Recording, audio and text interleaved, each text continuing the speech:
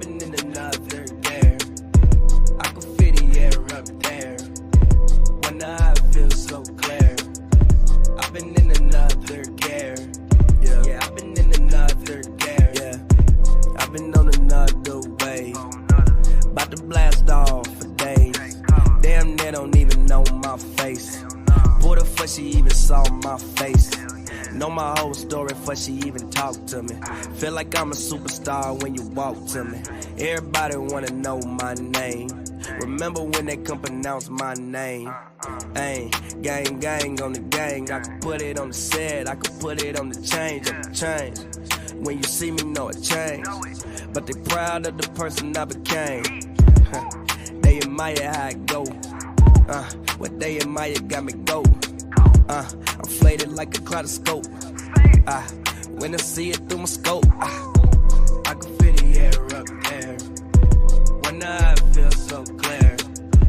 I've been in another gear. Yeah, I've been in another gear. I can feel the air up there.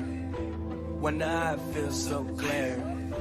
I've been in another gear. Yeah, I've been in another gear. Taking flight, moving fast, going off like a drone. Yo, when I strike, welcome back, HoopsNBrews. We ain't done this in a with my friends, drinking liquor, smoking dank. Break it down. I've been doing things. TPJ has been doing things all the time. But we are officially, obviously, after the All-Star break. All-Star weekend was last weekend. No, I got take her home, hit her twice. What do you want to watch today? Tell her wake up, she gon' be coming soon. And then I kick her out and send her back to you. And then you're still like, damn, what am I to do? And then she hit me up. I mean, not even that. I went to a UCLA game. I told that bitch I don't wanna. Yeah, I'm feeling very rich, enjoyable. but Shout out to the bro Eli. Honestly, I'm not gonna lie. The college game atmosphere, checks better. Can't scratch it. Checks make them holler. The college game atmosphere is a million times better than the NBA atmosphere. You can even go forfeit. How you a superstar with a boot on your car? Oh no, actually, yeah. Why is LSU in this game? Honestly, this is the game I wanted to watch. Kentucky versus LSU. But I'm not gonna lie, it's been nice not to have the NBA on. Because I personally, because even though I don't, or even though I have not covered any games this season in person, we can hear you scratch your face. Still? Huh? Yeah, we can. Even though I have not covered any games in person this year, I've still been following the games as if I cover the games. Except for this year, I'm gonna be honest, because of all of these blackout rules, if the Clippers are blacked out, I'm not watching them. Cause then that mean I gotta I'm not. They come on regular television every now and then. Yeah, but that's my point. It's like I'm not gonna watch them if they blacked out. Like, to me, I think it's ridiculous that the Clippers and the Lakers are usually blacked out in the local market. It's not. Unless you have that. It is ridiculous. No, it's not. No, it is ridiculous. You want to know why? No. It's not ridiculous. No. This is why it's ridiculous. And then this can actually lead into All-Star talk. Because all we've been hearing about is this new contract and the NBA is trying all this new stuff and trying to be different. They pretty much eliminated channels like our channel in terms of like having the highlights in the NBA content and that kind of stuff, so that way they can own all of it and have all of you get all of that Damn, attention. they don't even know my face. For me, she even saw my personally, face. if you're trying to know go my after whole story before she even talked to then me. like Feel like I'm a superstar when you walk really, because everybody I just don't really understand it. because Spectrum has paid for the rights to Lakers game, and I understand. So like, we can't. But even with the guy, what's the guy that just bought Matt Tibia that just bought? When you see me, that's just because he want to do that. But even like the Clippers, they have their own streaming service. That's why they should be blacked out, because they got their own streaming service and the games that they don't play. But this is my point, and this is my problem. Even with a team like the Cubs, right? The Cubs, people love the Cubs, and the Cubs gained the favor that they gained. But do you want to know why they gained that favor? Well, because they were. But you know what the Cubs did? Created their own streaming service and took themselves off of WGN. I've even heard mad athletes from out the Midwest, even in Arizona, because the Cubs used to come on WGN pretty much every day, that said that they liked the Cubs growing up because they could see their games. You can't even watch the games no more. Buy the streaming service. No.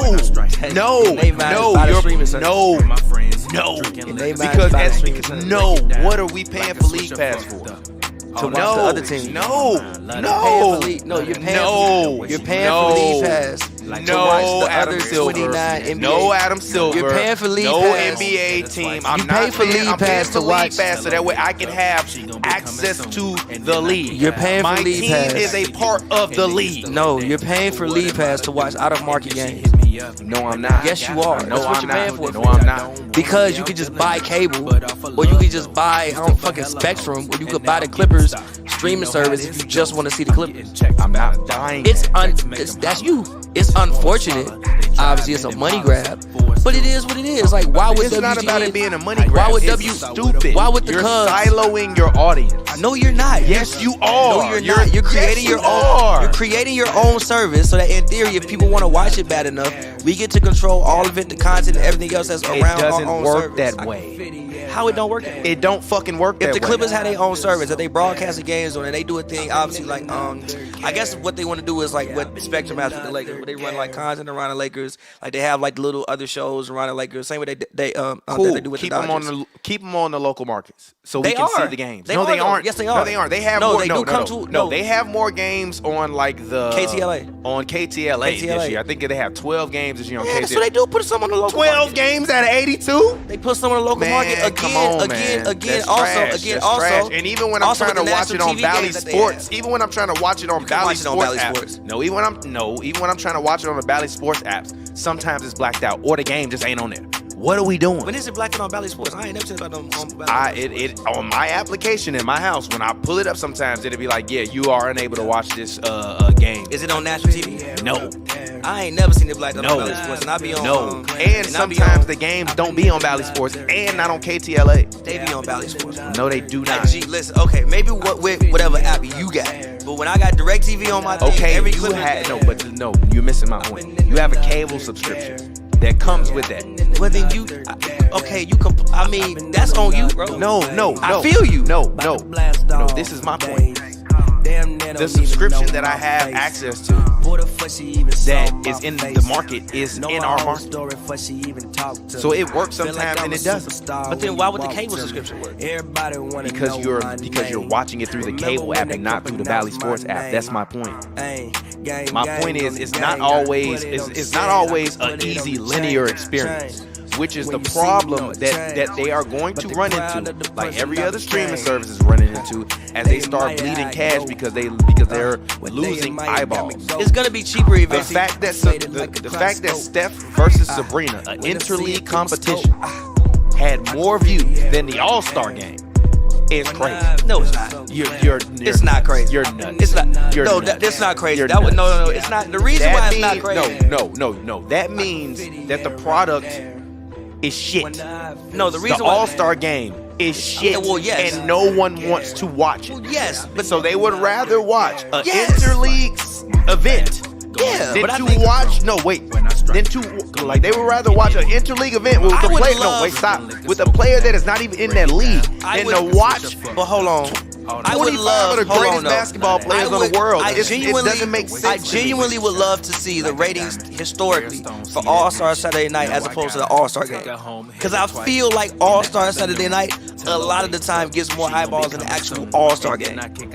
Because of things like the dunk contests, they usually would draw more interest from super casuals than like an All-Star game would. So I would love to see what the ratings usually are for All-Star Saturday Night as opposed to the All-Star game on Sunday. I would love to see that. I'm not shocked by that. Like it was a fucking special event. You put the two biggest names in Sabrina's probably the biggest name In what? women's basketball. Her and Caitlin Clark right now. Who's bigger in women's basketball that's currently playing? Her and Caitlin? Who? Maybe Asia, but who else? That's currently playing? Who? Who? I'm dead serious.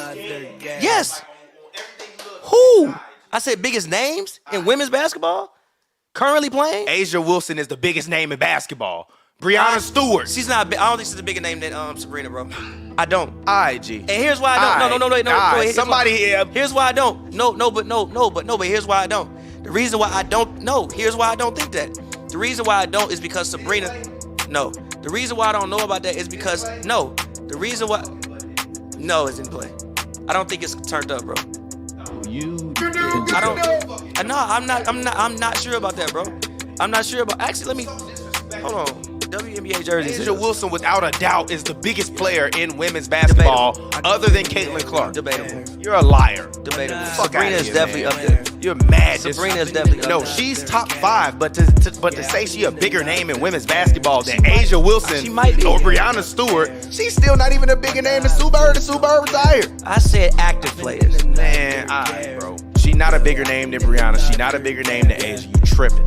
You tripping. I said active players. You are real world tripping. Okay, she was a rookie last year. She was 8th in jersey sales. But that's Candace. I think Candace is gone. Candace is not gone. She just re-signed it. This is my problem. Diana. This is my problem. Diana. You that tapped out. Sue Bird. You that tapped out from the women's game since you been covering? Yeah, but like Candace is like. Like you that tapped out since you was covering a couple years ago? Here's the thing with Candace. Like for real, G? Here's the thing with Candace. Oh shit, my bad. Here's the thing with Candace. Candace is like. Oh shit, my bad. The music been playing in the background. Y'all gonna kill me. My bad. Forgive me. Sorry, fans. Here's the thing with Candace. Candace and Diana. Sorry, fans. Sorry, fans. All of them are like last generation. I think Sabrina, and the reason why I'm saying the Sabrina thing is one, she has her own signature shoe. My bad, y'all. Sabrina has her own signature shoe. Yeah. The only other one that has don't one know that. is Breonna. Breonna Stewart has her own signature shoe. Sabrina and Breonna both My have their bad, own y'all. signature. Sabrina and Breonna both have their own signature shoes. Also, Sabrina's also really wrapped up with the Kobe thing. Like she's under the Kobe brand or whatever, which I think helps her and her name. And Caitlin Clark. I think she's one of arguably the biggest name in women's basketball. No, Caitlin Clark is the biggest current name in women's basketball right now. That's fine. And then it's Asia Wilson. Then it's Breonna Stewart. Then you can talk to Candace Parker. Then no, you talk to me about whoever else after them. Okay, Candace But and Diana. that's it. Candace, That's it. Are in a different stratosphere than everybody else because they've been doing it for 20 years. It's like they're like talking about Michael Jordan when you talk about basketball. I would have much rather you said the best shooter in women's basketball. No, I think she's arguably the biggest name in the WNBA. Which actually, I think she is the best shooter in women's basketball. That's fair, but I think she's also the biggest name. Who would you have to say? Her, Sloot? But I would take her, Kelsey Plum is up there. But I would take her over Sloot because she can do it off the dribble. Plum is up there. There's some other people. But I would probably say she's the best shooter in women's basketball. She's also probably the most recognizable name. She's arguably the most recognizable name. Her, about them three are the most recognizable names, but Sabrina's up there. She has her own signature shoe. The only other one is Breonna. It's fucking men in the NBA that wear her signature shoe. No, I know. I think it was Derek Lively, or was somebody it him? wore it. I think it was Derek Lively. I know somebody. I believe it was Derek Lively that wore a shoe. And again, didn't she even speak at Kobe's funeral? If I'm not mistaken, Sabrina, because her and Kobe was tight. If I'm not mistaken, I believe. I honestly, she's I can't like recollect. the biggest name in. I don't believe she's the biggest name in women's basketball. She is definitely one of them. But my whole point is that. My whole point is I'm not shocked that was a big event. No. My whole point is this entire conversation. We did not start off talk. We first podcast back from the NBA All-Star game. We did not start off talking about the NBA All-Star game. I would think that this is the problem with the NBA All-Star game. And it's no disrespect to Steph or Sabrina or Jaylen Brown or Mac McClung or Dame shout out to him for winning the second in a row. We could talk about that in a second.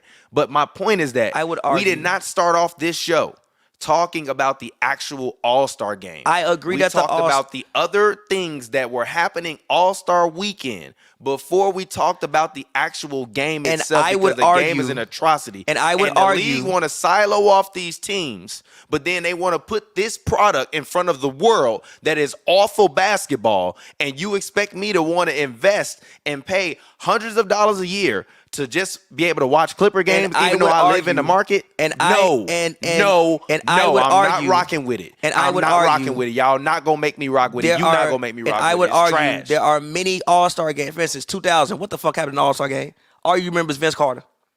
I would argue there are many All-Star games. The Dominique Wilkins and Michael Jordan dunk contest. What the fuck happened in the game? I would argue All-Star Saturday has always been a bigger spectacle than All-Star Sunday. Now, the issue is All-Star Saturday wasn't even that good. That's more of the alarming problem. No, that's not the problem. The problem is that the game was trash. The game... Because even when All-Star Saturday is bad... We usually talk about... We talk about the game. No, we don't. We always talk about All-Star Saturday. Usually more like All-Star Saturday is usually the thing that lives on longer than the game. 2016, the dunk contest is going to live forever. You almost never see highlights of that game ever. Tell me what happened in the 2016 game. I know, and the only reason I know because they were showing highlights of it the whole time. The West won. Who was in it? What was so significant about that last All-Star game in 2016? Where was it? I remember where it was, but where was it? Was it in Phoenix? No. Where was it at? Toronto. Okay. And it was Kobe's last game. I mean, obviously.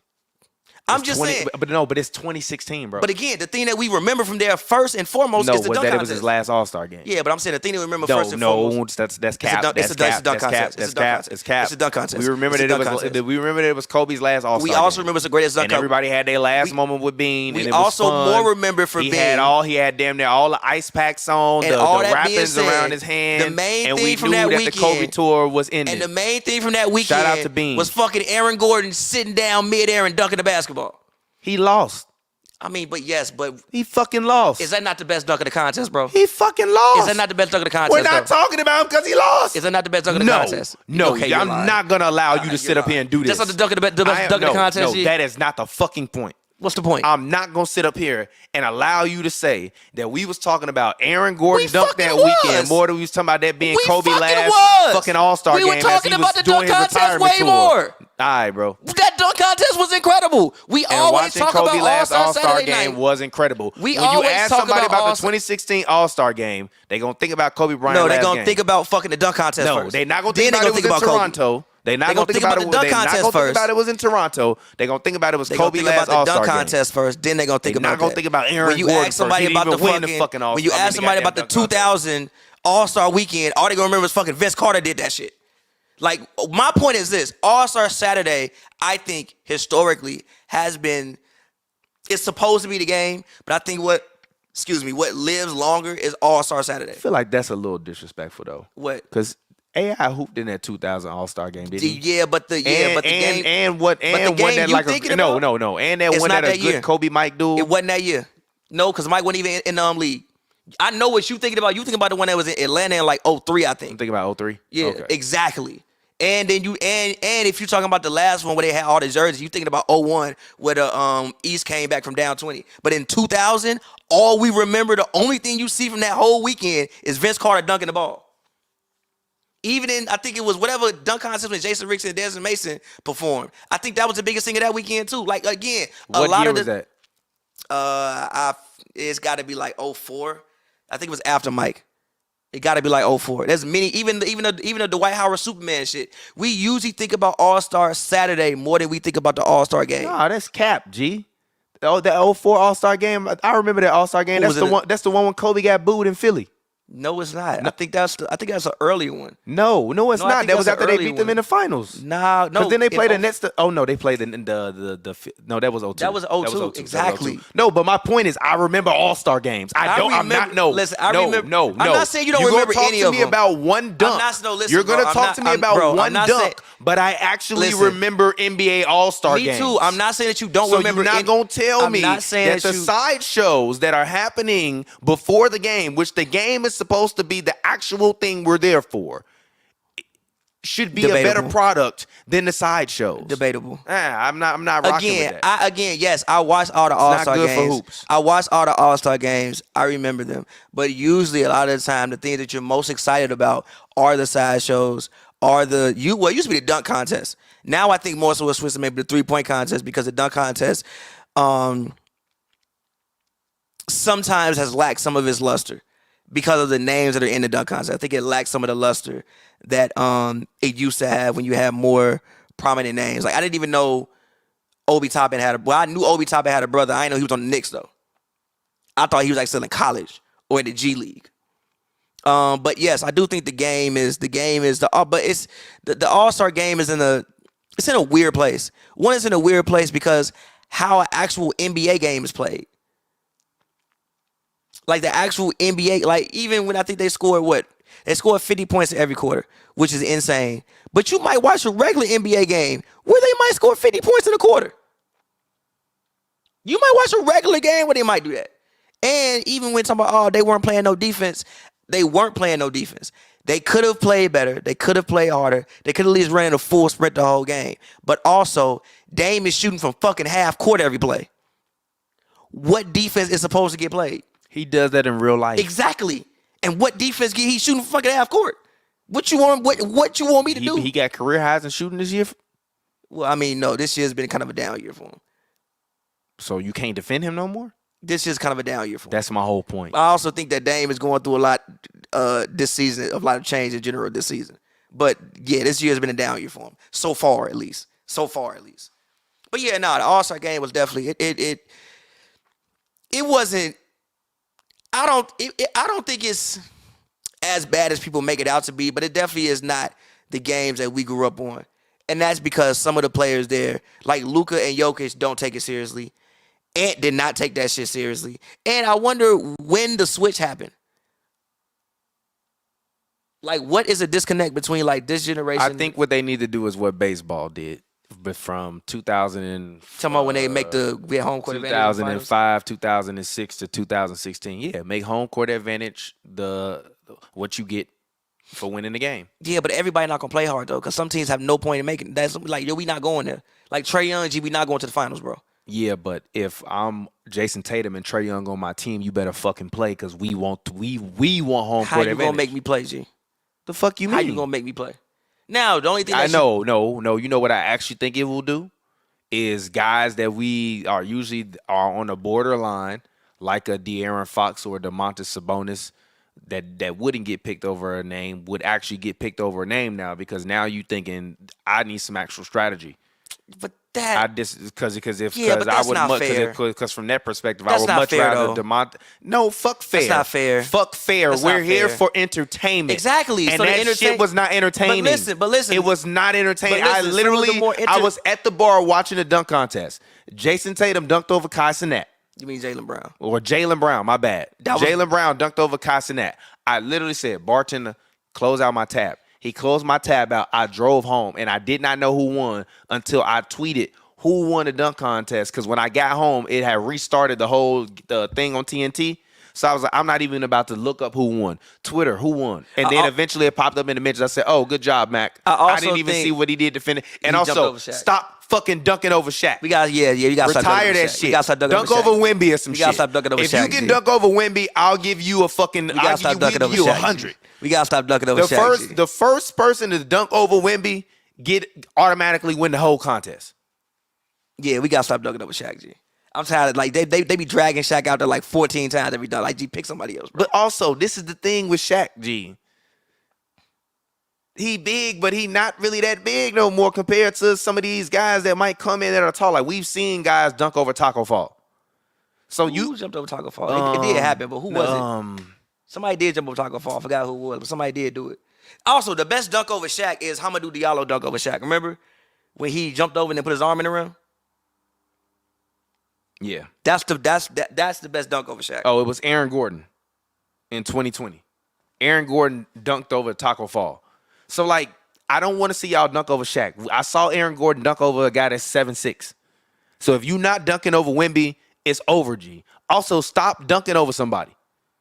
Stop. I'm tired of it, G. Like, y'all can't even go back to old NBA Live where you headbutt the ball off your head and then just give me a 360 in the air and like, oh, That's cool. Yeah, but also But also gonna get like 8s across the board now. I disagree with that. If somebody headbutt the ball off this shit and do a 360, that's getting 8s, bro. You lying. That's getting 8s. G. Gee, if I headbutt the ball and it go high in the air and I run and I catch it That's and I do a definitely 360, that's definitely it's getting not 8s. getting an 8. It's getting an 8, bro. It's not getting an 8. It's getting an 8. It's not getting an 8. It's 100% It's not getting an 8. It It's getting depends an on 8, who G. doing the dunk. It's getting an 8. No, I disagree with that. It depends on who doing It's the getting dunk. an 8. It depends on Now, who doing if the you dunk. 360 windmill that bitch. No, because if Mac McClung was 4 inches taller, it wouldn't be that impressive. The fact That's that fair. he's small and he can jump that high That's fair. is crazy impressive. If he was fucking Gordon Hayward, no, but we wouldn't be impressed with that Okay, shit. Gordon Hayward's like 6'9". No, come on, G. You could have picked somebody a little bit shorter. Ooh, you want to pick JJ Redick? He been going viral lately. JJ Redick, like, I would be very By impressed. the way, That would be we very definitely got to impressive. talk about that. I would be very impressed if JJ Redick dunked in general. We got to talk about that later. I would be impressed if JJ Redick dunked in general. In general. But let's go ahead. Let's actually talk about the game. But let's intro this first show first. Sorry for the fans that was watching for the first 11 minutes. Again, I try to get it all done, but it's only 2 of us here today. So can't get it all done when it's only 2 of us here. So my apologies. I thought I turned the loop thing off and it was just supposed to end when the song ended, but it didn't do that. So my bad. Shout out to y'all. But it's Hoops and Brews, man. As always, drink responsibly. Don't drink and drive. Shout out to y'all, the fans. If you're watching or listening to us right now, either send us a tweet or drop a comment and let us know where you're watching from around the world. Doesn't matter where you are. If you put it in the comments, I will give you a shout out. So shout out to y'all. And as always, this show co-stars rapper extraordinaire himself. Have you called yourself? Have you done an actual intro where you called yourself rapper extraordinaire anytime recently? No, you can't. Gee, you did that for hundreds of episodes. I said rapper. I said that. You don't remember? I said I that? thought you would say No, rapper I never. extraordinaire. You I would say that. Oh, calling damn. yourself rapper extraordinaire is like kind of that's insane. No, it's not. Rapper extraordinaire, talking in fucking third person. I ain't gonna lie. If you called yourself rapper extraordinaire, it would just be another Pavyism.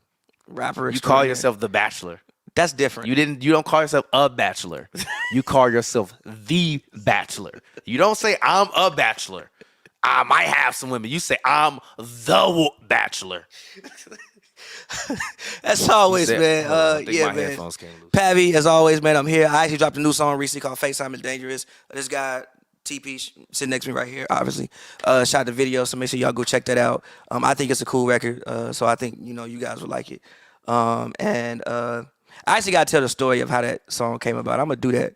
Tell the story how that song came about. It's a pretty funny story.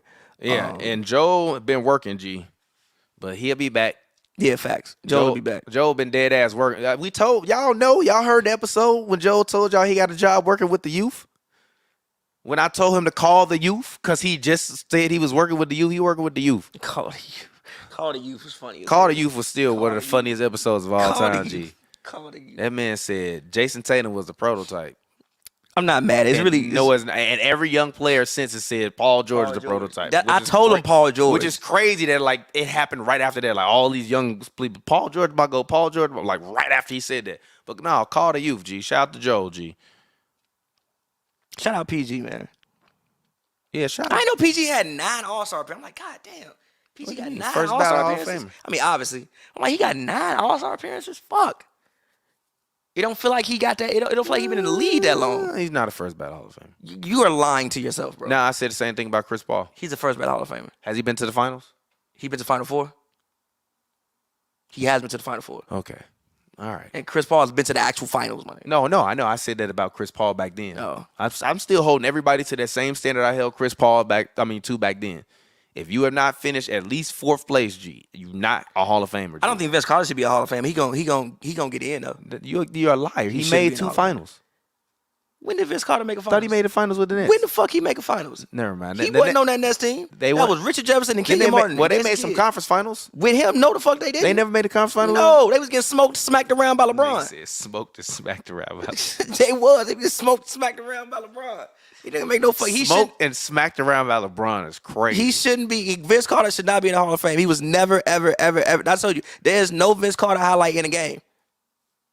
That's That a lie. ain't a dunk. That's a lie. That ain't a dunk. That jump shot versus the Bucks. I have no idea what you're talking about. Didn't the Raptors play the Bucks in the playoffs? Am I tripping? No. Who was that they played? Was it Philly? It was Philly. You talking about when he missed the game winner for the series? That shot? No, not that one. What other shot Gee, from that series what you you talking mean? about? What shot are you talking about? I don't know what shot you're talking about. I have no idea what you're talking about. I think it was like game 4 or something like that. I got to look it up. It don't exist. I'm going to look it up. It don't exist. He scored a whole bunch of points in that game. He dropped 50, which was fire. That's my point. I remember that game. Okay. They lost the series. Sometimes you lose. I'm just saying, he really shouldn't be a Hall of Famer. He's going to get in because he has 20,000 points. I think he's like top 10 in threes. His college career was dope, but he really shouldn't be in the Hall of Fame. He was never a superstar. And I will say, using the words getting smacked around by LeBron is like, They was getting, look at the series. They lost about 3 straight years. Stop. That's not my point. Yeah, nah. They lost like 2-3 straight years to LeBron. Am I lying? Yeah. Hey, I can't argue with you on that one. Then he got traded to Orlando after they made the finals. I think they... Huh? His awards, his achievements are decent, though. What's the achievements? How many All-NBAs? 8-time All-Star, gold medal, 2-time All-NBA, second, third team. Only Slam 2 dunk champion. Yeah. What you mean on 2-time? I just asked. Only. He won the NBA Sportsmanship of the Year. Fuck out of here. Fuck out of here. Fuck out of here. Fuck out of here. Kyle Lowry got about as good as has a better career than Vince Carter. He a Hall of Famer though. I have an issue with that.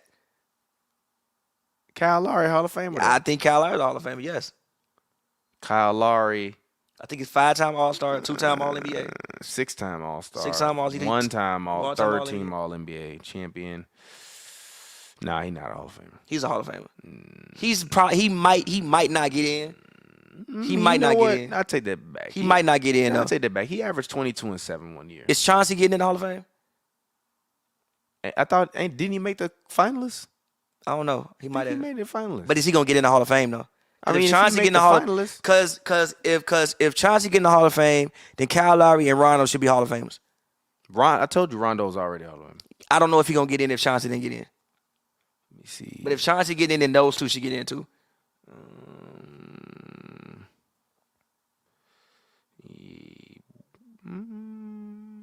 Yeah, I don't see nothing about him.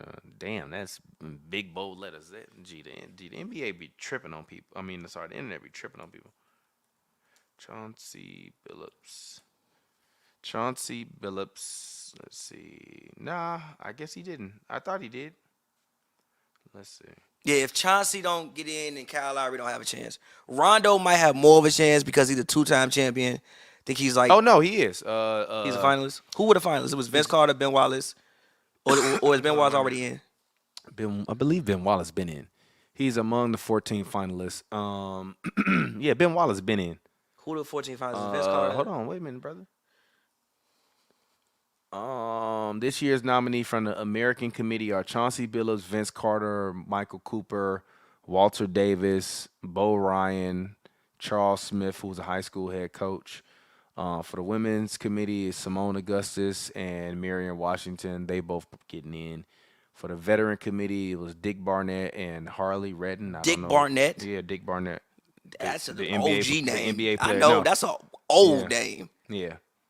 Yeah, they'll get in. I think Vince had a better career than Contributors committee, Doug Collins as a coach and a broadcaster, He should Herb get in. Simon as an owner, Jerry West as an executive. He should get So in. yeah, it's Chauncey, Vince, and Michael Cooper. So I think Michael Cooper had a better career than all of them, actually. no, he actually he did. He better was career a than all of them. multiple-time champion, way better Multiple-time defender. defensive player of the year. I think he won defensive player at least twice. He had a better career than all of them. So it'll probably be Michael Cooper.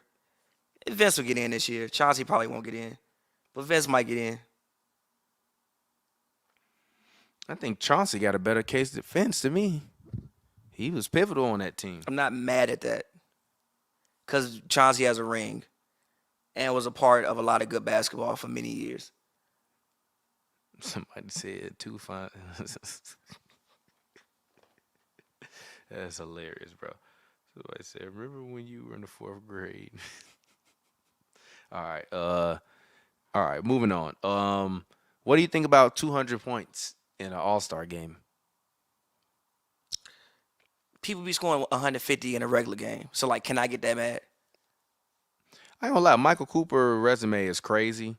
Michael Cooper, 5-time champion, 1-time Defensive Player of the Year, 5-time All NBA Defensive First Team, 3-time Second Team.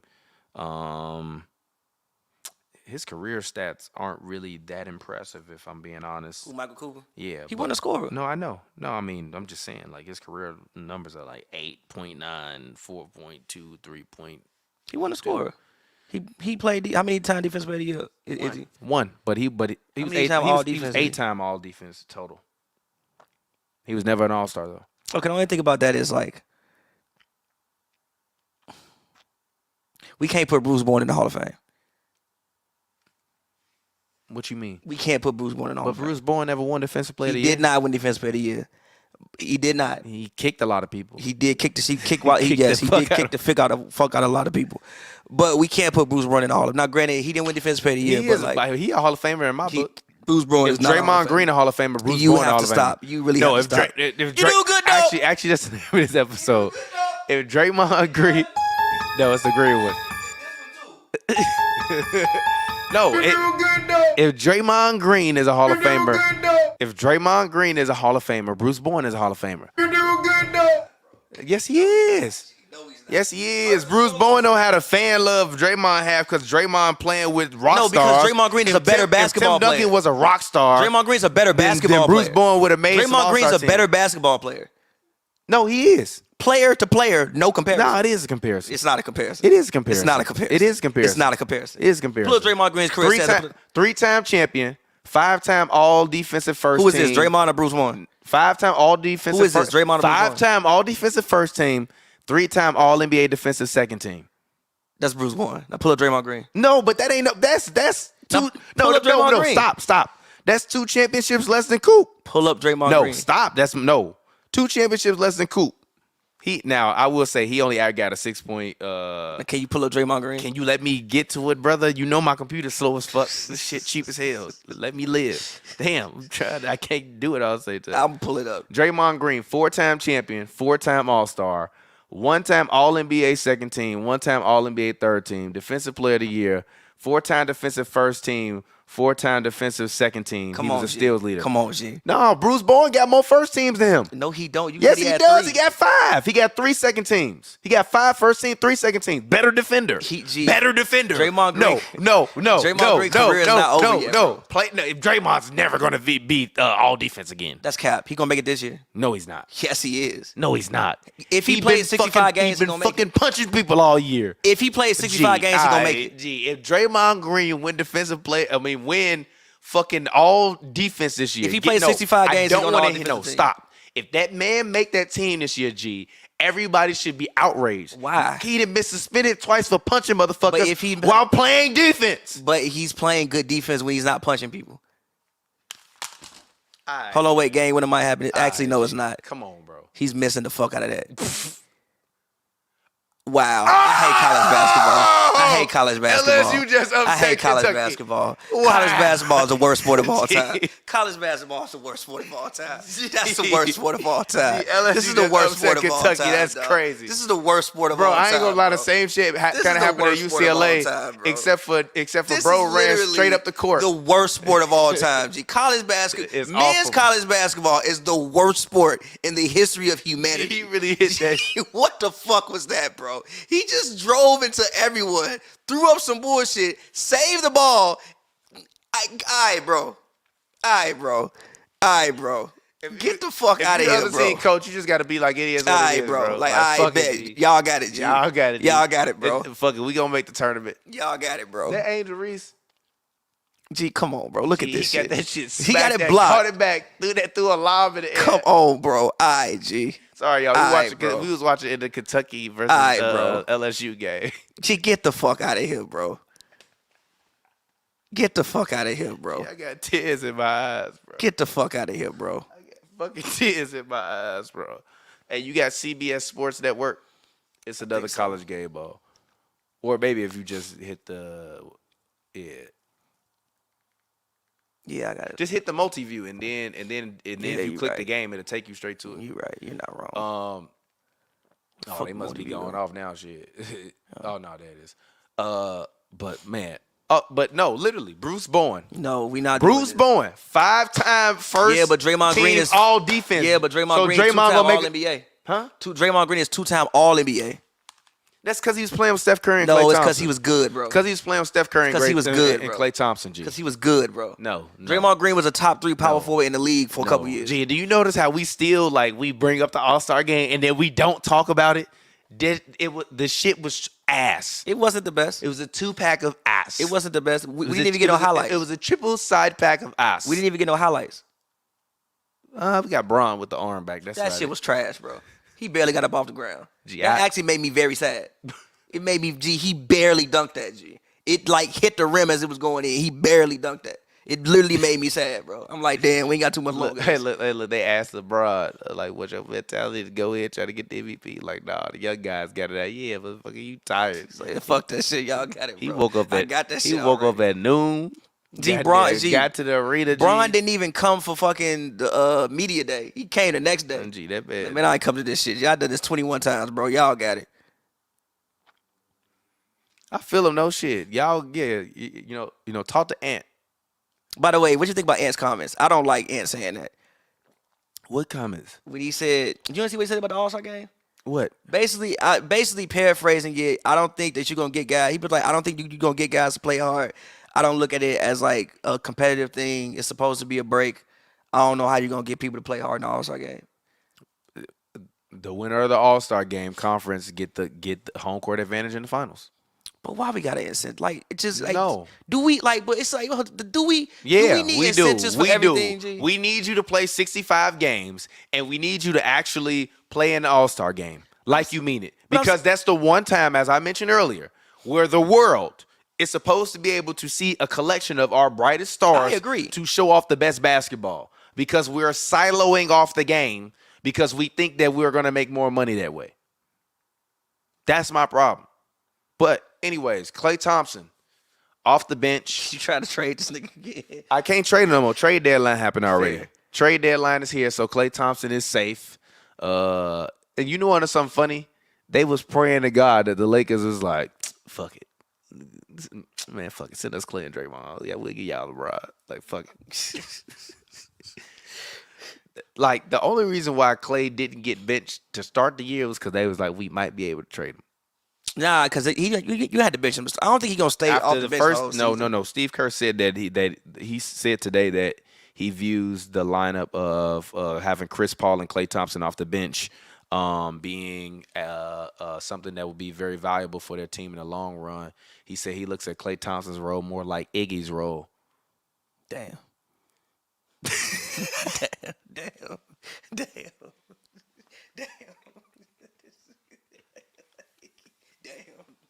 Damn, Klay. Damn. God damn, Klay. How the mighty have fallen. I mean, I will say this. Hubris is something that even I had to learn. And humility. Sometimes you get humbled. I feel like God has been humbling me for a minute. And I feel like Klay running around flashing his 3 and his 4 appendages in people's faces like he a gangbanger. I think that God was like, hey, I got to humble you a little bit, big fella. You might need to come and sit on this pine pony. Now, I will say this. Klay Thompson is how old? 32? Nah, I think he's like 34, I think. Klay older than that because Klay spent a couple years in How old is Klay Thompson? 34 years old. I think Klay can still play another 6 years. No, he can't. Yes, he can. And I think that he could be very valuable for a team. I think he's already a bona fide Hall of Famer. But I think Klay Thompson could fulfill that Ray Allen role. Like to me, Klay Thompson should be thinking, I can be Ray Allen on the Heat. But for like the next 6 years, but like an elevated version of that. Because Ray was really like at the end of it. Like he wasn't prime. He wasn't even on the last year prime Ray Allen. He was like 3 years out of his prime. He's like a lot of years out of his prime. But that's my point. Klay Thompson is not a lot of years out of his prime. He might be literally like his prime ended last year. No, his prime ended when he tore. No, I disagree with ACL. that. I disagree with that. I disagree with that. I disagree with that. It did. I disagree with that. Wasn't that last time he was All-Star? Yeah, but he was never putting up gaudy numbers anyway. He was getting you 20. Yeah, the G is fucking 50 people averaging 20 right now. Not 5 years ago. No, that's not my point. It's 50 people averaging 20 right now. It's not a great accomplishment no more. Like getting a 20 ball is like it's hard, but it's not like that. I mean, yes, but but that just happened over the last 2 years, bro. People ain't just been getting 20 like that forever. Think all the college games off. If all the college games off, can you turn on a 1987 All-Star game?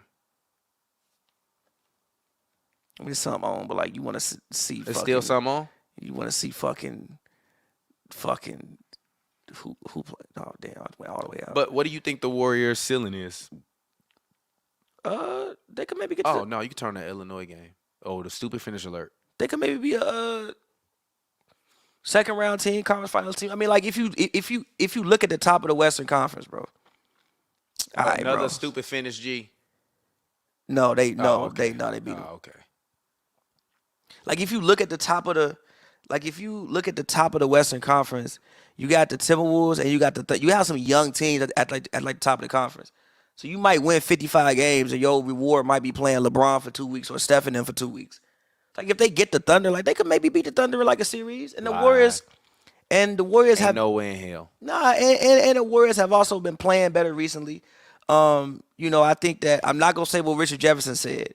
I will just say I think that the unfortunate event that happened to the coach maybe gave them something to play for that's bigger than themselves. I don't even know what Richard Jefferson. I don't even want to know. He said maybe I the don't coach. I don't want to know. Don't even repeat it. That's what I'm saying. If Mac McClung was that big, that shit didn't even look that impressive. It was nice, but it wasn't that impressive. But yeah, I don't even want to know what Richard Jefferson said. But so what do you think? Like Brandon Pajemski said that they were talking about it. Steve Kerr showed them the standings today, and that their goal is to try to get to the 5 or 6 seed. Do you think that's possible? They're gonna have to do a lot of winning. If I'm them, and I'm being honest, depending on how the conference standings shake out, I would prefer to be a lower seed than a higher. I would probably rather be in that 7 or 8 slot this year than last year. I agree because you get it just Minnesota it just depends. It depends on if the Nuggets are going to actually take the end of the season seriously. Like I know Jokic is going to play over 65 games just because he just plays and they going to want him to get him an MVP, but they're going to eventually give him a little bit of rest. So even if he don't play 4 games to end over the last like 28, 30 games, whatever, I still think that OKC and Minnesota and the Clippers have a chance. I think the only team, if I'm in that 7-8 seed that I don't want to play Clippers as the 1 seed, well, only 2 are the Nuggets or the Clippers. Anybody else that gets there, I don't really care. If I'm the Lakers, though, I don't mind because we had a size advantage. Over who? The Clippers. You're not beating the Clippers. I don't think you would win the series. And you actually don't have a size advantage. They do. No, you don't. They do. What are you talking about? You have Christian Wood, Anthony Davis. You have, Jackson Hayes. You have Rui. Like Rui is probably as big as Daniel Tice. No, stop it. You got Daniel Tice, Plumlee, and Zubac. No. They're all better. Fair. No. They're all better. And Kawhi is better than anybody on the Lakers. I agree with you. And PG is better than anybody on the Lakers other than Anthony Davis. I agree with you. I just think that, and Norman Powell is better than anybody on the Lakers not named LeBron James or Anthony Davis. I don't know about that. You're a liar. Nah, D'Lo was good. You're a liar. D'Lo was good. You're a liar. D'Lo was good, bro. D'Lo was good. You're a liar. D'Lo was good. You're lying. D'Lo was good. Now we're lying. D'Lo was good. D'Lo was good. Norman Powell not better than D'Lo. We've reached the fake news Norman section. Powell not better than D'Lo. We've reached the fake news section of this episode. Norman Powell ain't better than D'Lo. Sponsored by Pavy's new video. Norman Powell not better than D'Lo. You're lying. He's not. You're lying. He's not. You're a liar. He's not, though. You're lying. He's not. And you're still lying. I don't think Norman Powell. No, stop. And even then, I didn't even name James Harden. You didn't name I didn't even name Russell Westbrook. I didn't even name Terrence Mann. Who's not? Amir Coffey has actually been playing very well this year. He's been playing very good. But yes, I'm with you. And we still got PJ Tucker off. You don't. You have to remain. Let me stop. Let me stop for PJ see me in real life and try to hear me up. Shout out PJ, man. PJ, I know he been mad as hell. Hey, PJ has had all respect. On PJ God, has had a no great disrespect, G. PJ has had a great career, but it's over now. It's 112. It's over now. It's 112 is a great saying. I'm gonna use that forever. It's 112. It's 112 for my boy. That's what it's I 112 for my boy. That's hey, that's what I do. I do the sayings. By the way, 112 what for I my see. boy. By the way, I just want to say shout out to all of y'all. G. When I see y'all randomly tweeting other people, you do good dope, and I have been nowhere near that conversation. It brings a tear to my eye. It really does. Shout out to y'all, man. We got the whole world saying you do good dope. Shout out to y'all, man. It would have been nothing without y'all. I need to make some new You Do Good Dope shirts. Put them out. Yeah, I wouldn't mind buying some new merch. Yeah, I got to buy some new merch. The merch I done had like 6 years old. I ain't bought no I new don't know merch why. in forever. And lacking. Need to go get a bunch of the motherfuckers printed up. Start selling them. Hey, This was in Seattle. if we get a new merch collection, would y'all buy it if I design one? Like, I'm not going to design a new merch collection for y'all not to purchase it. But if y'all like, yo, TP, I would actually buy a new merch collection. If y'all dropped a new merch collection, I will sit down and actually design a brand new fly merch collection. But only if y'all going to buy it. So tweet me, comment it, at me, DM me on Instagram, HNB Media, Hoops and Brews. Let us know if you hear this, if you would be open to buying a new merch collection, and I will get rid of the old one or like legacy archive. What was up with Dr. J lining? He had bitches. He didn't give a fuck about that line. He did have hoes. I mean, I excuse my language, but in the words of Lil V, I got bitches. Like, gee, most people aunties or aunties' cousins got a Dr. J store. If they in Philly, yes. You act like he went on the road. You act like he went on the road. He was on the road. He was on the road. He got to travel. If Will said what, 10,000? If Will, I thought it was 20,000. If 20,000 20,000 is crazy. 20,000 bodies is a lot. That's a lot of. Never mind. 20,000 is crazy. That's a lot of exchange of energy. Number one. That's a lot. Like, you gotta be doing like 5 a night some nights. Gee, that's a lot of. You gotta be doing like 5 a night some nights. Like, bro, what you own, bro? What you own? Do the math. How old did Wilt Chamberlain live to be? It's like 60, I think. He died early Let's do the math. from a heart attack. Hold on. He lived to be. He died. He's 63. So if he was 63, Let's say you start when you 14. He's tall. He probably started. He's like 12. He was like 5.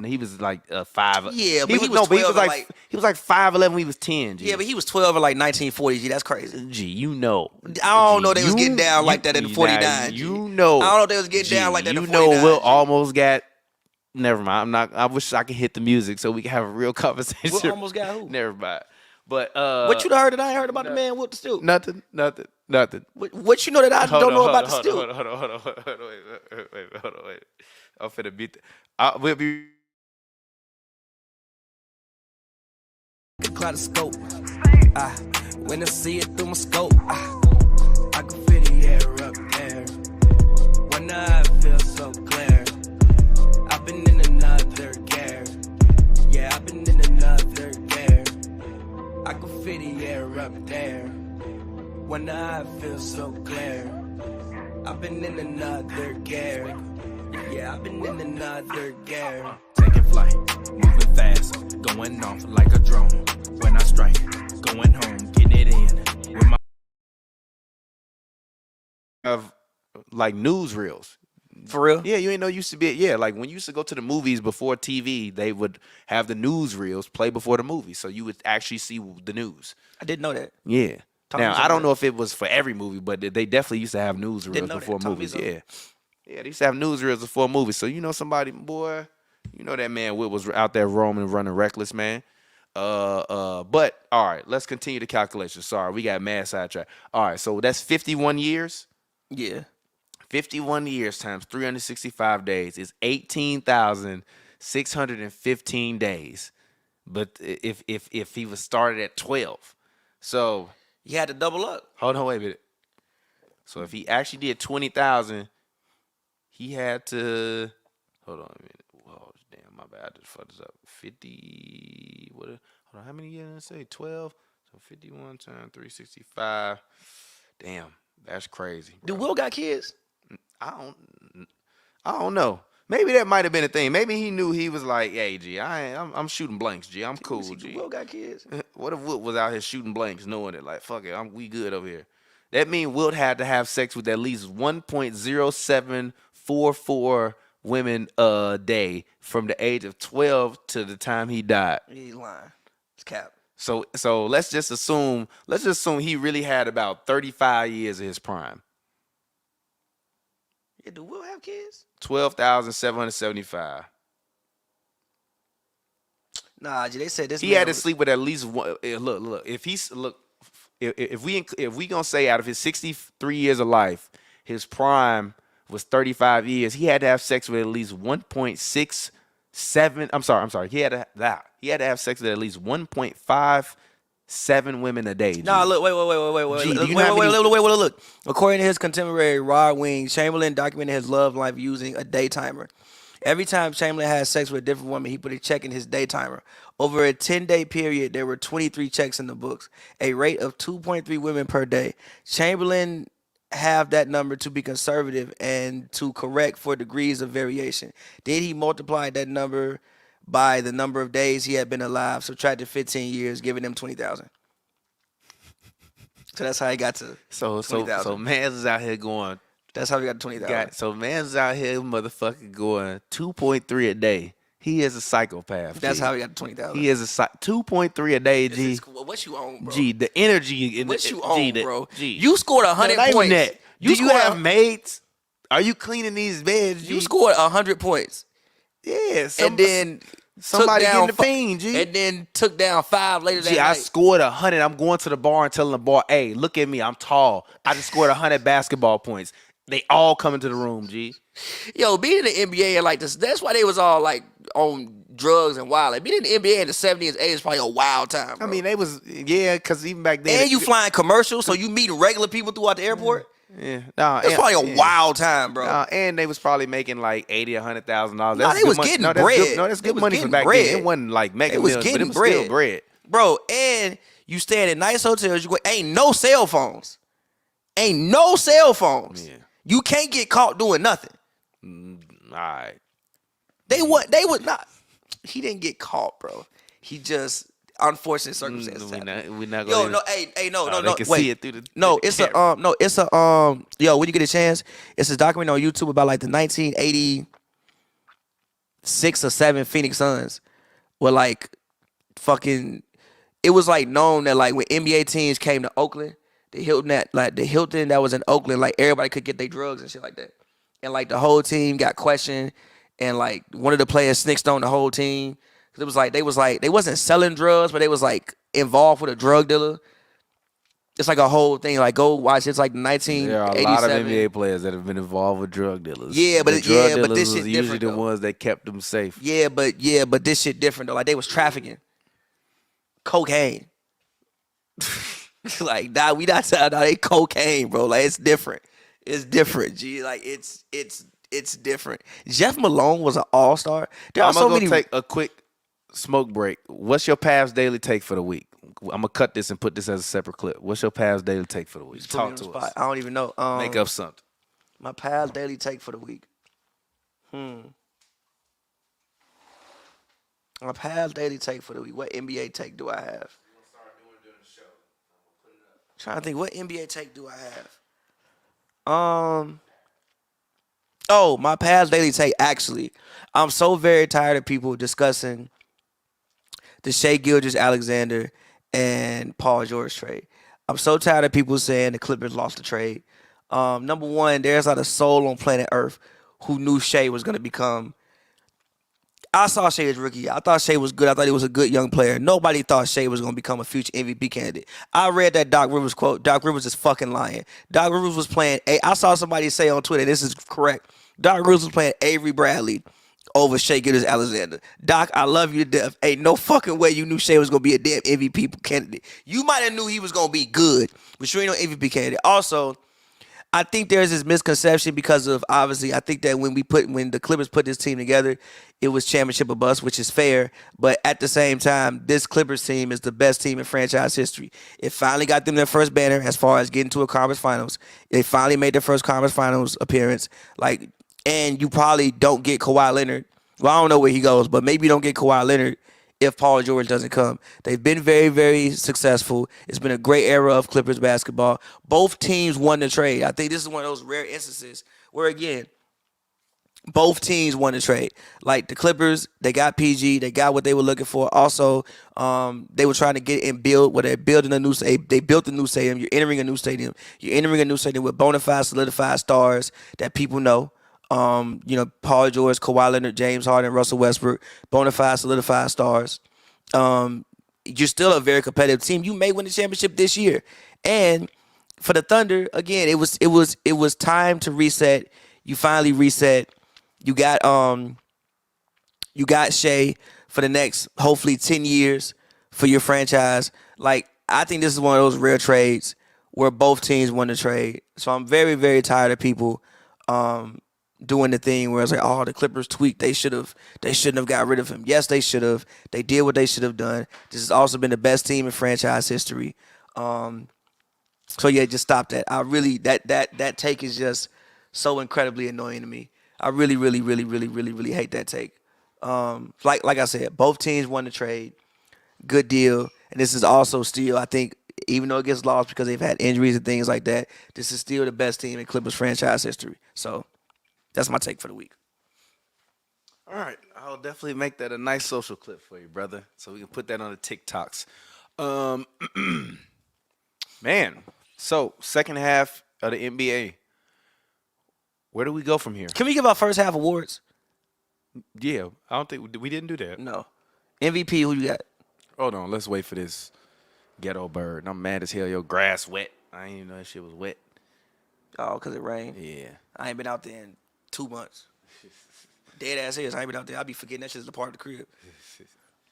But mid-season awards, it's not mid-season. I hate doing awards this time. They're like 50-something games to the season, bro. The season almost over.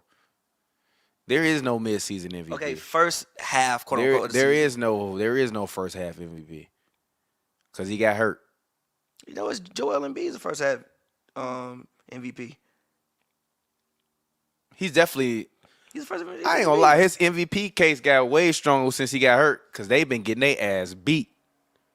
They've been missing a lot of other people though. Like Maxey was out for a little while. It's been more than just Embiid. Maxey was. I remember there was one game where their whole starting five was gone besides Tobias. Yeah, but they like 1-9 without him, 1-11 without him. But they've all again. Maxey's been missing. Like a lot of people have been missing. I don't think it's 1-11 though. I don't think it's 1-11. Yeah, they didn't want to live more games than that. I think. Could be wrong, but I think. 76ers record without Embiid. They are 72-89 overall since he entered the league in 2014. That's kind of crazy. I'm trying to find it. I can't find no news on it. Who won? I wonder who won this MVP. Oh, they're 4-9 without him this season. Yeah. And they're 26-8 with him this season. They averaged 3 less assists without him this season, which is crazy because them 3 assists is definitely going to him. Just you giving him the ball is 3 more buckets, period. Who the fuck is number 4? Oh, Moses Malone. I'm about to say, G, come on.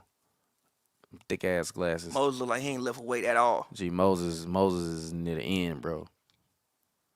Moses was in the He's 87. what, fucking 16 years in the league at that point? How many years is he in the league? Ooh. But this is what come on. This is what I'm talking about. I'm excited already, G. The game, this All-Star game been on what?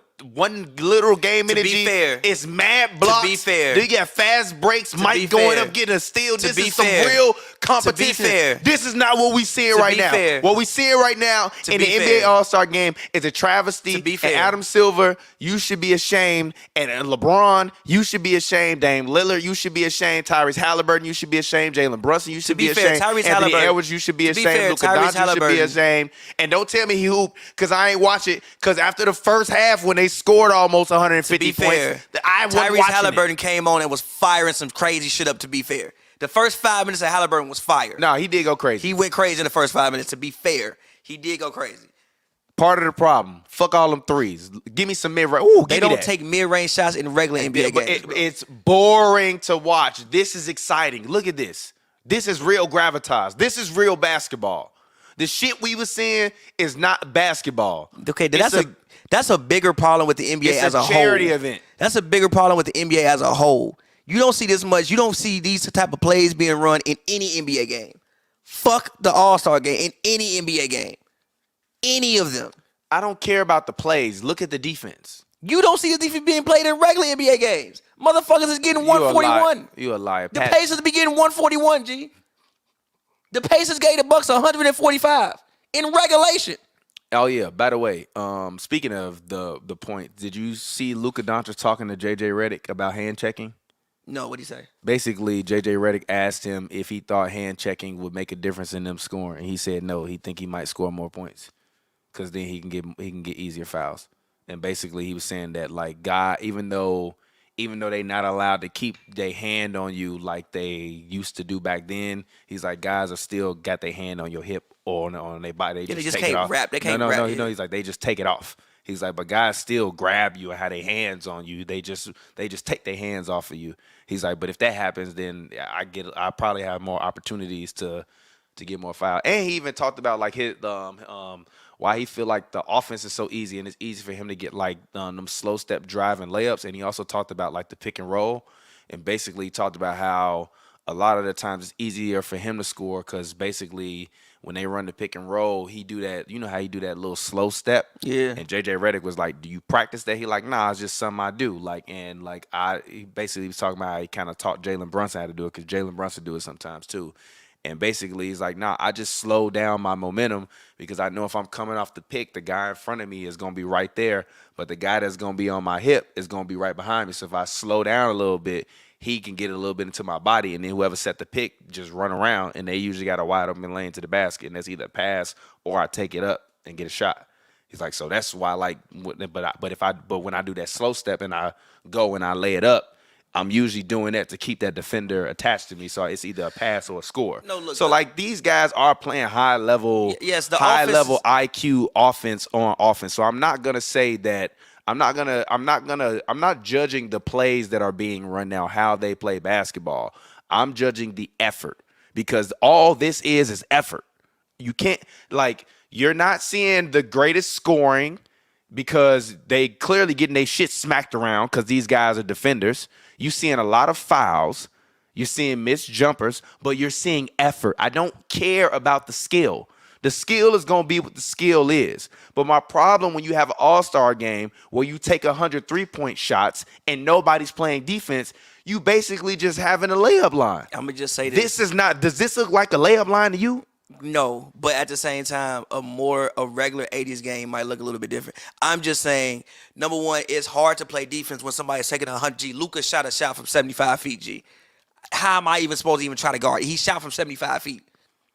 No, that was stupid. Some of this shit they just doing is, and then also they shooting from half court every play. Ooh, good defense, Larry Bird. Some of they shooting from half court every play. Ooh, that would have been a great pass if they was teammates and known each other long enough. Because Mike would have usually, if Mike was on his team, he might cut into the. Just a bad pass. No. If Mike on his team, Mike cut into the corner. Yeah, that's just. But he's not cutting to the corners. That's not in the 80s, bro. What you mean? They running layups. They not doing that. That was just a bad pass. He threw a left-hand pass off of one bounce. This is a bad pass that he wouldn't have done in the game, but he in the All-Star game, so it's fuck it. He would have did that in the game. No, he wouldn't have. He definitely would have done a regular chest pass. He would have done it in the game, and the other person would have been on the corner. They throwing dumb pass, they're still playing an All-Star game. It's still sloppy. I love it, but it's effort. The thing that I'm saying is Come on, this. Tom. Number one, the offensive skill these players have today is just incredible. Like even the shooting, bro. The fact that they can shoot the way they shoot, some of the shit they was even shooting, even though they were open shots, is just insane. Like Dame is pulling up from half court multiple times and making it. The shit not touching the rim, bro. Actually, I got a creative way to change the All-Star game. My thing is why do we need to do all this, bro? Why? My thing is then get rid of it. No, listen, this is the bigger. You can't get rid of it. This is a bigger issue with fucking society as a whole. Why do we have to incentivize people to do basic shit? God damn, you just can't do it. You sound like Jason Whitlock right now. No, but seriously, you just can't fucking do it. No, that's exactly what he said on his show. He's like, these guys are getting millions of dollars. They can't just go play. You just can't go play, G. We gotta give you extra bread and extra. God damn. You can't just play You already get paid $50 million. You can't just go play for the love. Like, bro, you can't go play. You can't go play for the fucking respect of being the prestige of being named an All-Star. Looking at the people who came before you and wanting to go out and at least have us running a full fucking sprint, G.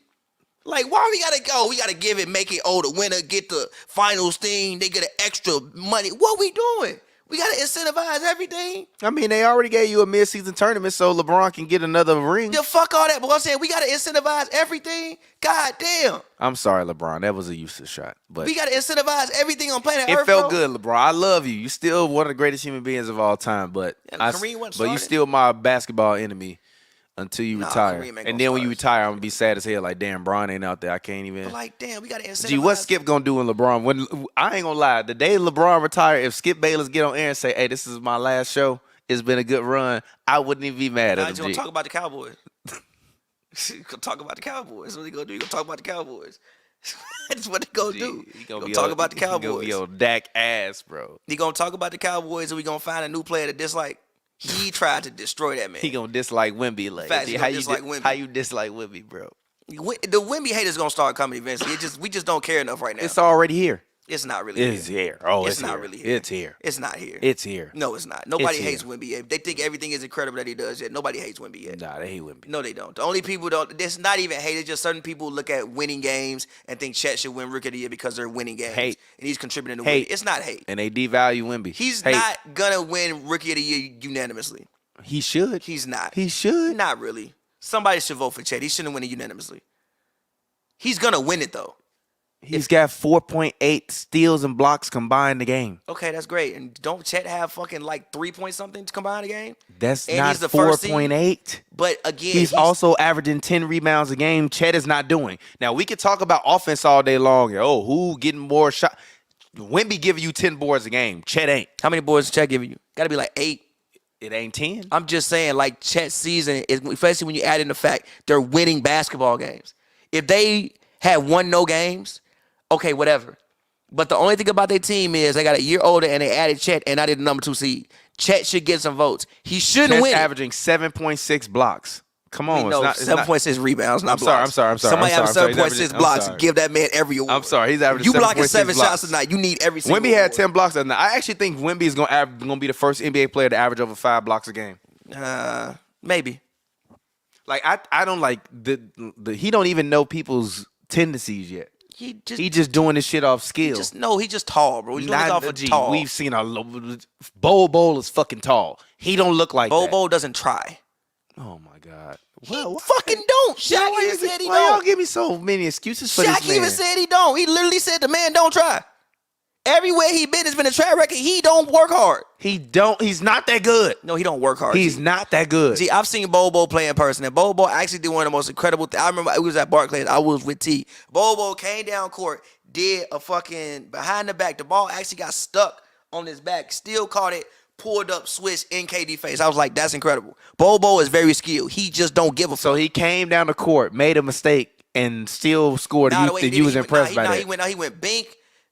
He did it behind the back, but like it could tell like he got like kind of like stuck here, but he still grabbed it, pulled up, and shot a 3. It was incredible. You would have to see it in real time to know what I'm talking about. Like Bobo is very skilled. He's not even in the same universe as Victor Wembanyama. He doesn't give a fuck. Chet Holmgren, not even in the same universe. That's not true. He's not. That's not true. He's not. That's not true. One guy's a better shooter. He's not. One guy's averaging 20, 10, 3.5 and 1 point. One guy is playing with somebody who averages fucking 32 and another guy who averages fucking 20. Wemby, Shai Gilgeous-Alexander, and tell me anything like you're a fucking liar. He would be averaging way more points. No, he wouldn't. I just literally told you that the fucking 76ers get 3 less assists a game without Joel Embiid. He wouldn't be averaging 20 points. He'd probably be averaging 16, bro. You're 17. a fucking liar. You a motherfucking liar. It's a lot of people. You're a motherfucking liar. It's a lot of people after fucking Shai Gilgeous-Alexander, who else shooting the ball on that team? Jalen Williams. Yeah, get the fuck no. What, huh? Jalen Williams? No, I'm not talking about Wemby on OKC. I'm talking about Shai on the Spurs.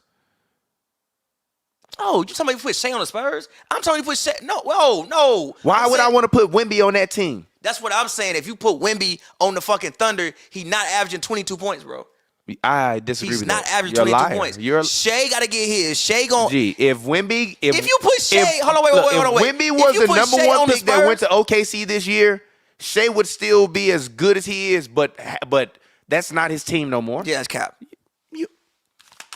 It's cap. It's not his team anymore. He might win MVP. What the fuck? If Wemby get drafted to your team, it's not your team anymore. That's No, like if LeBron get drafted to your team, you are Ricky Davis from now on. Yeah, Ricky Davis is nowhere near in the same fucking league as Shea Gilgeous-Alexander. And if LeBron got drafted to OKC as a rookie, no.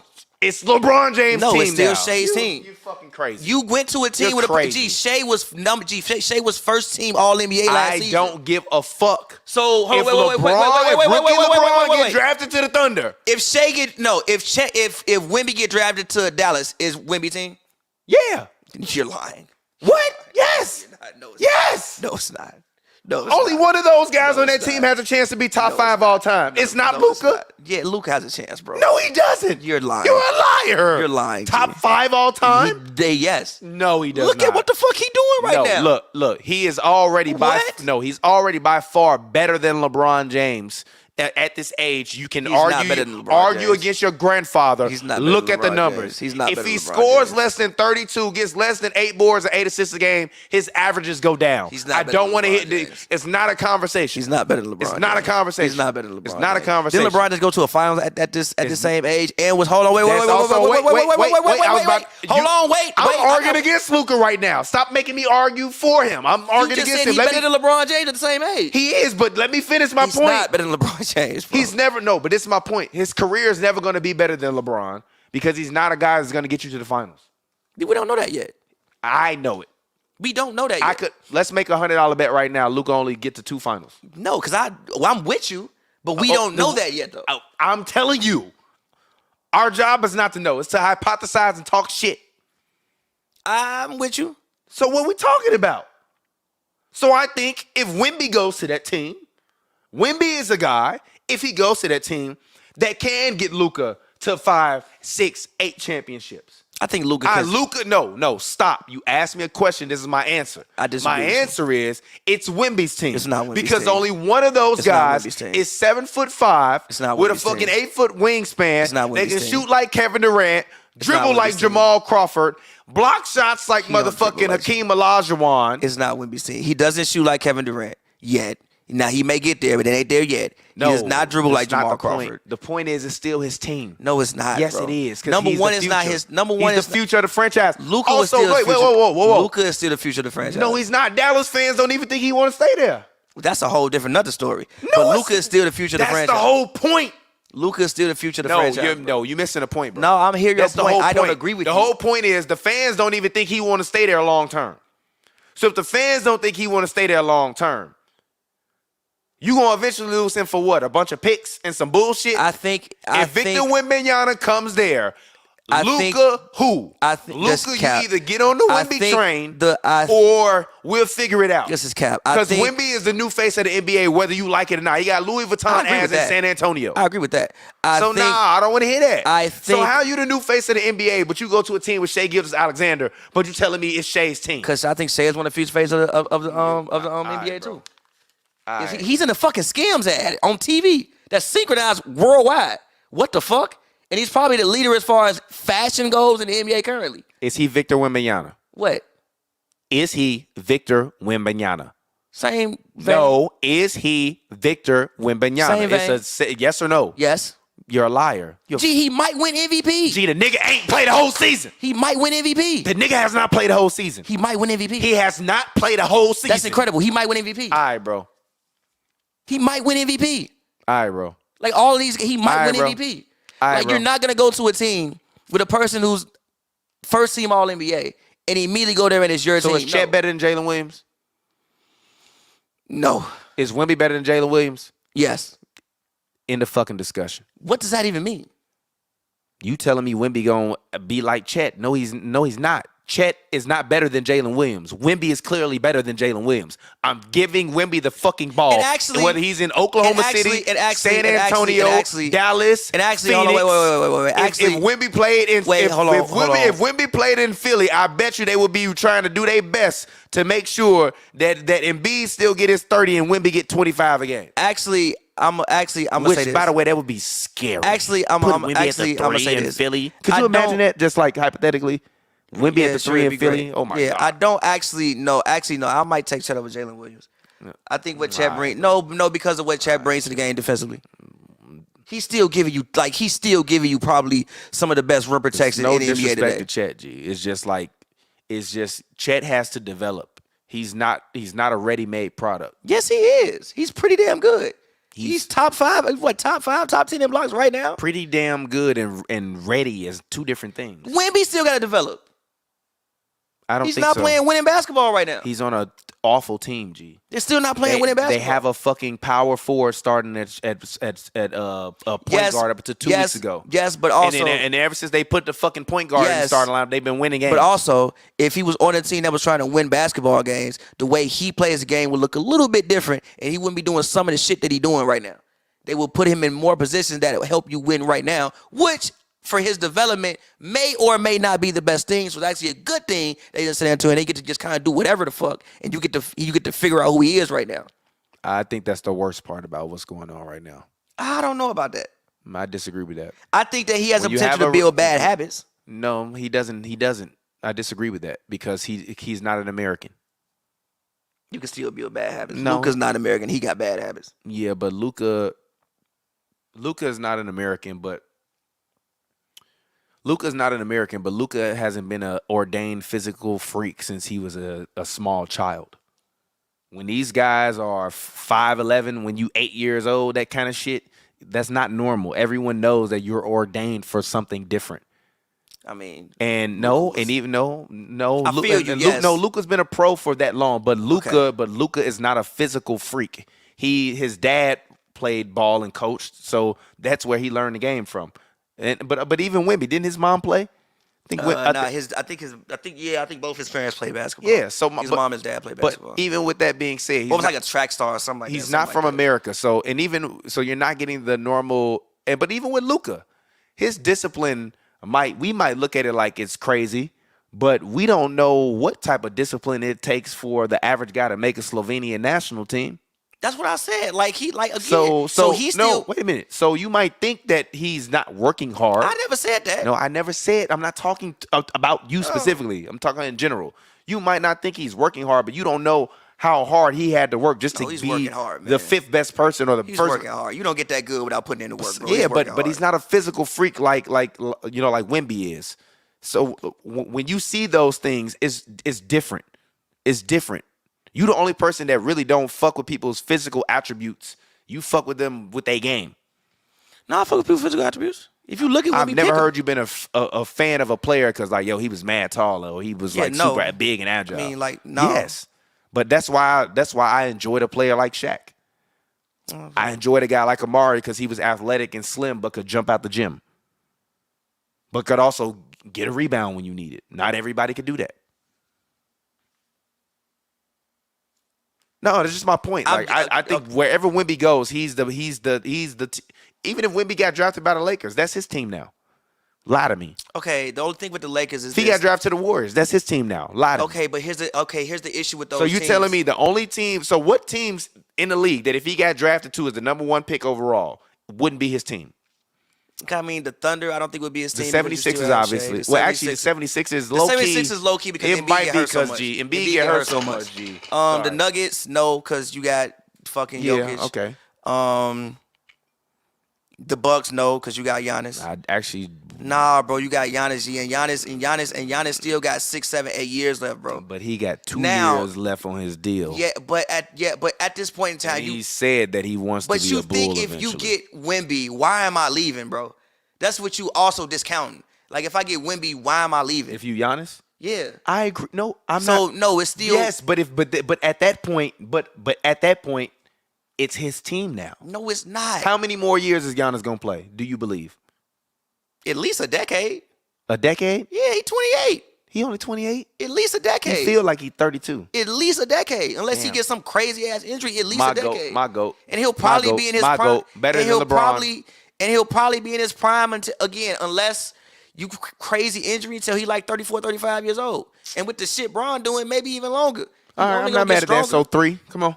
3, like I said, the Nuggets. I don't believe Dallas. No, because Luka is such a young dominant. And also, he would just have the ball so much. It would be like a Magic Kareem thing. Like the Lakers wasn't Magic team immediately. It became that midway through the 80s when Kareem got too old, but it wasn't his team immediately. I think if Wemby played with Luka, Wemby would average 23 to 25 points a game, 10 rebounds, and mad blocks a game. Yeah, he would get mad lobs, but Luka would win MVP. Fuck the lobs. He's going to get the easiest shots and he's Luka ever. will win MVP. And I'm fine with that. So it's going to be Luka's team. No, it's not going to be Luka's Yes, team because Luka's the older, more sage player. So, yeah, he's you're going to do that. 24. He's not even 25 yet. But he's literally turned 5-time All-NBA, All-Star, and he's going to be 5-time All-NBA. And he's only 24 years old. But he's still a sage veteran. He's been playing basketball since he was 13. But he's not an NBA veteran. He's only been in the NBA 5 years. He's not an NBA veteran. NBA he's not veteran even to me. okay, whatever. He's not even 30 years old. Most of these guys ain't even. A lot of these guys ain't over 30. He's definitely an NBA veteran. That's fine. 5 years, 5-time All-Star, 5-time All-NBA. But he's not even. He's still a very young player. He's not even 30 years old yet. So like I'm just like no, like it would be more like a Magic Kareem thing. Like Magic, he came in, he was cold. Obviously, he did win Finals MVP. But it was still Kareem team until Kareem got to it. It's like, yo, Magic, we need you to take on more of the load, especially more of the scoring load. This is your thing now. So, like, it would become his team. But, like, from day one, fuck no. LeBron and Wemby and these other people never came into a situation. You still ain't watch Winning Time, LeBron came into a situation with fucking Ricky Davis, who's never going to make an all-star team, who... I watched a documentary that said, yeah, we know Ricky. It was a thing on YouTube where they was talking about Bron rookie year, and that was whole team was hating on him because they didn't like him. Where like we talking about the man who Ricky Davis, in order to get a triple-double, missed a shot on his own rim and rebounded the ball in order to get a triple-double. He did that. This is what we talking about. We talking about Ricky Davis. That's nasty, by the way. We talking about Ricky Davis, Darius Miles. The pass. We talking about Ricky Davis, Darius Miles, Carlos Boozer, Ilgauskas. Yeah, that's kind of. Look at this team. He's not going to a team. Carlos Boozer, multiple-time All-Star. Yeah, but not at that point. Ain't like he went Big to the Z fucking. Jersey and ain't like he went to the fucking. A Hall of Fame. Ain't like he went to the fucking Timberwolves, where you had KG there already. Ain't like you went to the Timberwolves. You went to the Cavs, who had nothing. You went to the Spurs, who had nothing. That's a good pass. You went to the Spurs, who had nothing. I mean, I can't argue. And I fuck with Wemby. I think Wemby is having one of the best rookie seasons of the past 20 years. Like, great season. He's going to have a great career as long as he stays healthy. Better rookie year than LeBron. No, but 2010, 3 and 1.5. Here's the thing. You're lying.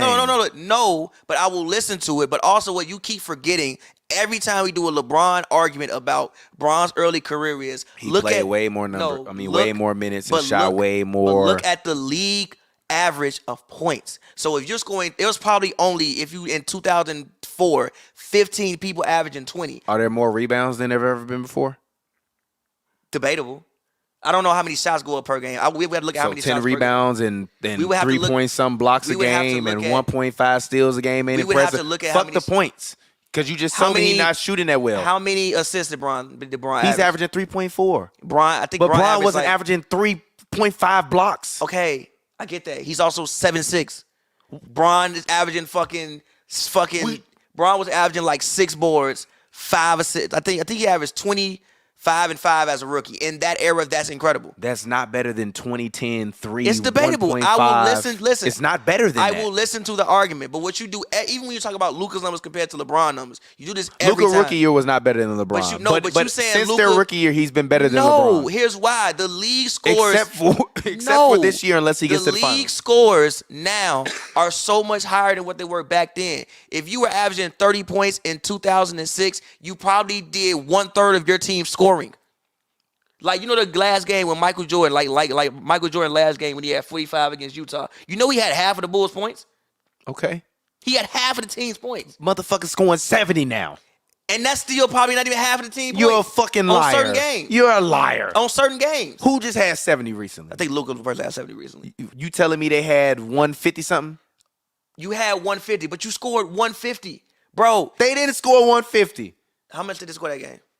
I don't know how much they scored that game.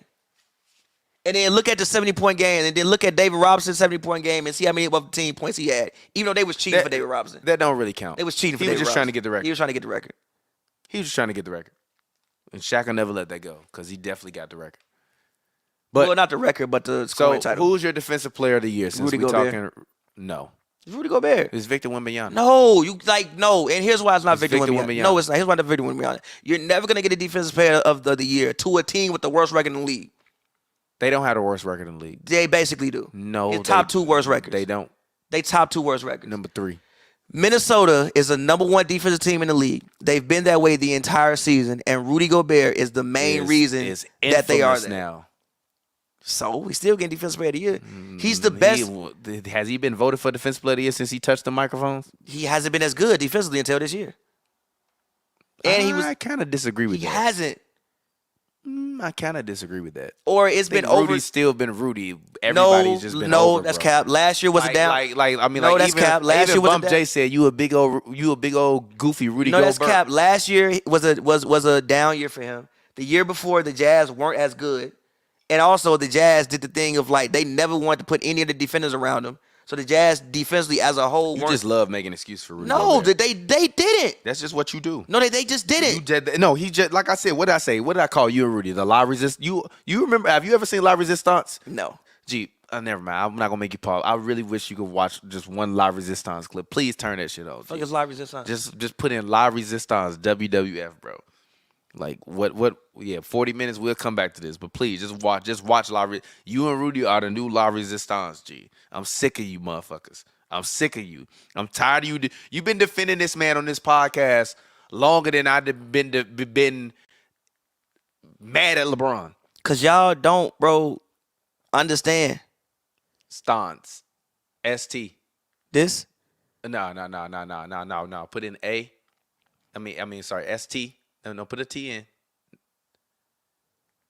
Yeah, and then put an A. Yeah. La Resistance, WWE. Yeah, there we go. There we go. Yeah, there we go. La Resistance. This is you and Rudy Gobert, G. They wrestlers. They both from France, G. They used to come out together to the to the arena, and they had on fucking French fucking colors and shit like that. That's you and Rudy Gobert. It's a fire intro, by the way. Y'all the new La Resistance. It's a fire intro. No, it is a fire. No. WWE had them intros is better than most music videos. It's a fire intro. Nah. They going from New York to Paris. This is a fire ass intro. No, that's you and Rudy. It's an incredible. That's intro. you and Rudy. The new La Resistance. That's you and him. La Resistance. Dead ass. Turn on. I wonder if they have any of them fucking wrestling. I want to see one of them wrestling because the funny part is they used to always get their ass whooped.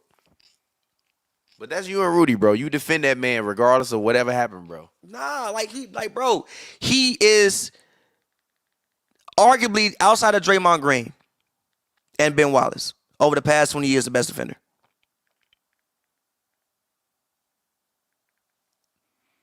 He's better than Draymond. Cool with me. He's got to be. Okay, so we look at the awards. My bad. Dwight Howard. Sorry about that. He's better than Dwight. I can't. That's where I can't go. Well, you know what? I won't say that. He's as accomplished as Dwight. That's fair, but not better. I that's take that fair. back. He's as accomplished. I can't. Not a better player. Better. I meant just defense. Yeah, I can't. Because Dwight could also still give you 20 to 25. Yeah, that's where I can't. Dwight actually would be prime. Dwight would be insane right now. Cap, because prime Dwight wanted to post up. Dwight would have to be more of a lob threat, which he didn't like doing. That's why him and Harden didn't work. I think in today's game, prime Dwight would want to do that. I don't know because they would allow him to shoot threes. I don't know about that. Which is no. He said he wanted to play more of an outside mid-range game. They wanted him to play more of a big man post-up game. What the fuck are you doing? But he said he wanted. But if he played in today's NBA, he would have to stretch out and shoot that three. No, he wouldn't. Yes, he would. No, he wouldn't. Yes, he fucking would. Even Plumlee shoot threes. He don't need. Zoo can shoot threes. Zoo cannot shoot threes. He can't shoot takes threes. 1 or 2 threes a year. But still, he can. No, he can't. He said he worked on it off. And Ty don't let that motherfucker shoot them shits. I know, because why? Because he don't need to shoot them shits. Exactly. Why the fuck do I want Dwight? Have you seen Dwight Howard's orange paws? Because he wants to. No, I am so G. Can you imagine Dwight Howard posting up against fucking Draymond Green, throwing that motherfucker in the damn thing? Why would I want you shooting threes? G? Dunk on people. And it's an era which you still have big centers. Rim roll. He not Rim but roll, again, shoot some threes. He don't want to do that. He wants to post up. He said literally played with the He said Rockets. he didn't want to post up. He don't said want he to wanted run to roll shoot either. threes and shoot. And dunk. Cause he goofy as hell, bro. What the fuck are you doing? But you don't want to be a lob threat, and you catch lobs out the sky.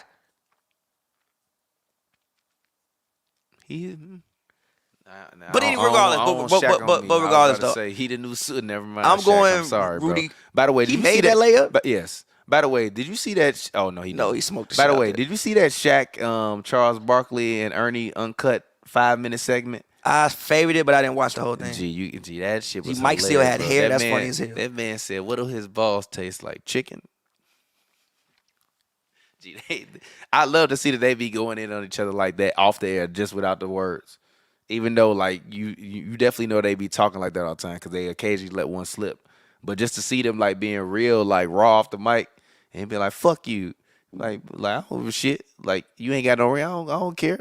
He's like, when they retire your jersey in Cleveland. Figure that. Did you hear? When they retire your jersey in Phoenix, he said, I'm being good with the people in Phoenix. When they retire your jersey in Phoenix, I'll make sure we get it on TNT. Hey, Shaq had a decent year in Phoenix, though. No, he was good in Phoenix, but he wanted to get his jersey retired. Shaq made an actual legitimate all-star team in Phoenix. There was a half a season where Shaq was dead-ass balling. Who's sixth man of the year? Malik Monk. Norm Powell.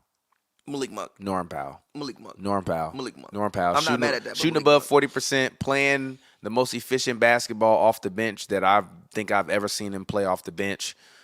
He has been highly efficient and usable in clutch times. He actually is able to stay on the floor defensively at the end of games. And he plays very, very hard and with effort. And I like him regardless of the combination that they have on the floor. So I'm actually going to say Norman Powell. I'm not mad at that. I'm going to just say Malik Monk. Most improved player. This is a tricky one. Most improved player, I'm going to go with... This is some horrible basketball for this day and age, by the way. Some of these shots are like, what the fuck? I don't care. It's 47 to 47 instead of 100 to 100 in the second quarter. I don't care. Games that be they're trying. I do not care. They are playing and they're trying. They're not making it easy. They're trying. I do not care. They've never played with each other before. It should be sloppy. It should be fun. It should be hard fought. It should be enjoyable. They should miss more shots than they make. They shouldn't be pulling up from half court. They shouldn't be taking dickhead shots. I love this. They're taking some dickhead shots, by the way. I disagree with that. They're taking some dickheads. My most improved player of the year is actually going to be... You're not going to want to hear this, and the people are not going to want to. But I'm actually saying Jalen Brunson. I think the leap that he's made from last year of being a potentially very good player to arguably this season being a top 8 player in the league, I got him as my most improved. And I don't really care so much about the numbers because the numbers are what the numbers are. But when you come into your own, and to know and to see Julius Randle, multiple-time All-Star for the Knicks, that was his team. And this year, Jalen made that team and New York his while elevating his play to a level to me. Last year. No, I disagree with that. I think he's done it this year. No, I think last year in the playoffs, became his. I think he could have very easily been Jeremy Lin, and it could have been a flash in the pan. No, stop. I'm not Jeremy joking. Lin never averaged 24 points, bro. That's not my point. My point is, for that city, that moment could have been a flash in the pan because the playoffs aren't long. It could have been a very quick and short moment, and he could have come back this year and just been regular. But he didn't come back this year and just be regular. He came back this year, and he's even better than he was in that playoffs. But he's doing that every single night. He's playing very, very well. He's been extremely clutch. I've watched a bunch of Knicks games this year. He actually creates shots and opportunities for guys. He calms the game down when they just need the game to calm down because guys is running too crazy. And he's not, to me, as I thought in Dallas, which maybe is because he's on the floor with Luka, I don't ever look at him as a defensive liability on the floor. Like Steve Kerr takes Steph Curry out a lot at the end of games for defensive reasons. I don't really see the need to do that with Jalen Brunson because he's not the type of guy that's just not going to give you any effort on defense. I don't agree with you on this. You don't have to disagree with me. You asked me who my pick was. I'm giving you my rationale. Now you can say who you believe. Either Cam Thomas or Kobe White. Cam Thomas took his average up like 10 Kobe points. White only if they make the playoffs. No, they don't have to make the playoffs. Nah, Kobe they got to make the playoffs. No, they have to. they don't have to make the They playoffs. have to make No, the they playoffs. don't. I'm telling you as a Bulls fan, they gotta have make the to. playoffs. I'm telling you as a Bulls fan, they got to make the playoffs. I think that I think that with Kobe White, he went from me looking at him as like at best a Malik Monk to like you could be a bona fide starter in the NBA. Like you could be a guy. Starting what though? Point guard. Be a starting point guard in the NBA. Be like a borderline 18 to 22 point per game night. But he went from being to me like Malik Monk to now I'm like, you know what? You could be D-Lo level. That's a nasty comparison. Like we have to stop acting like D'Angelo Russell is not 20 points a night, bro. I know we have our things about D-Lo, but D-Lo is still 20 points a night, bro. And he's still not a top tier guard. Okay, Kobe White won't be a top 2 guard, but he can still be a top 15 guard. Top 20 guard. Be a legitimate starting point guard in the NBA. I was thinking like, oh, he's like more Malik Monk. I'm not upset. And Cam Thomas, because he raised his average up 10 points. He's giving you 22 a night now.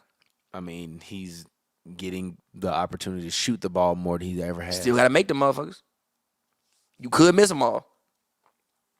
Kobe White got a win share of 4 this year. That's incredible. Yeah, it's like I'll probably say That's incredible. Either Cam Thomas or Kobe White has been playing really good basketball this he's season. 6'5". I didn't know he was 6'5". Yeah, he's 6'5". Kobe He White looks so much. You know what it is about Kobe? Not disrespecting anybody with long hair. Like to me, the hair make it look the crazy. hair just really takes away the yeah. perception of how big he is compared to everyone else.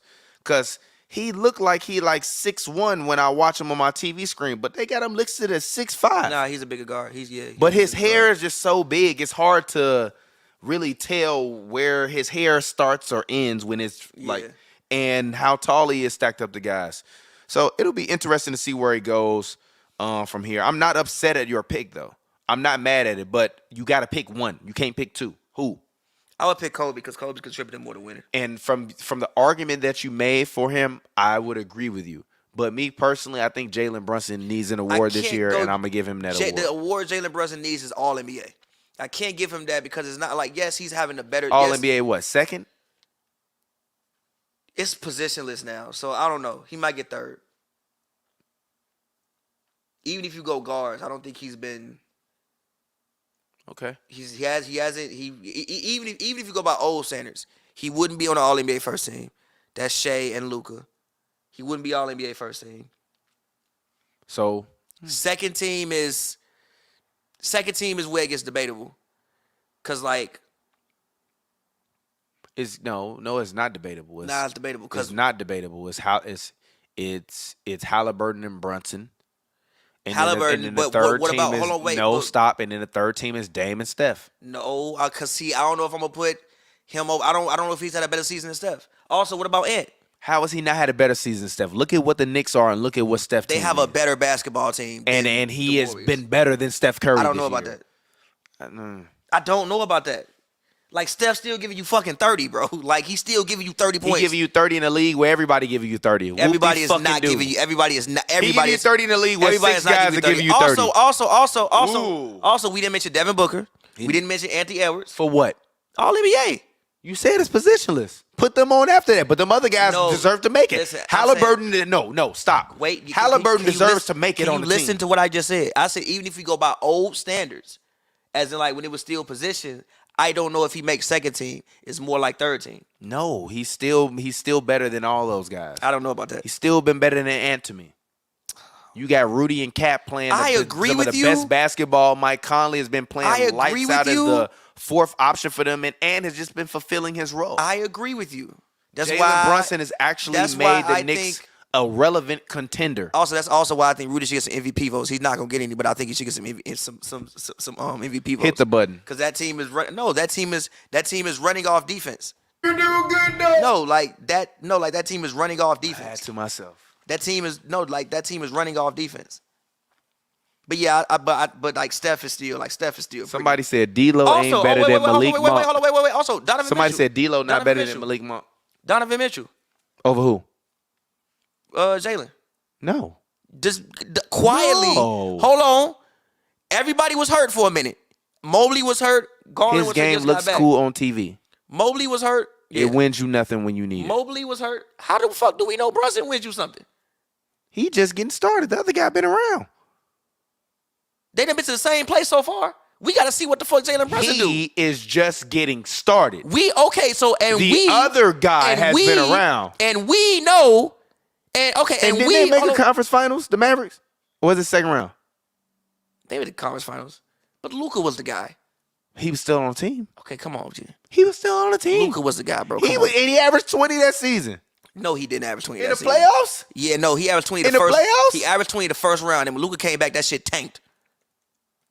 The first round, he averaged 20. Let's go to the stats The first now. round, he averaged 20. Let's When go Luka to came the back, that stats. shit tanked. Let's go to the stats. Come on, let's go to the stats. Damn computer, bro.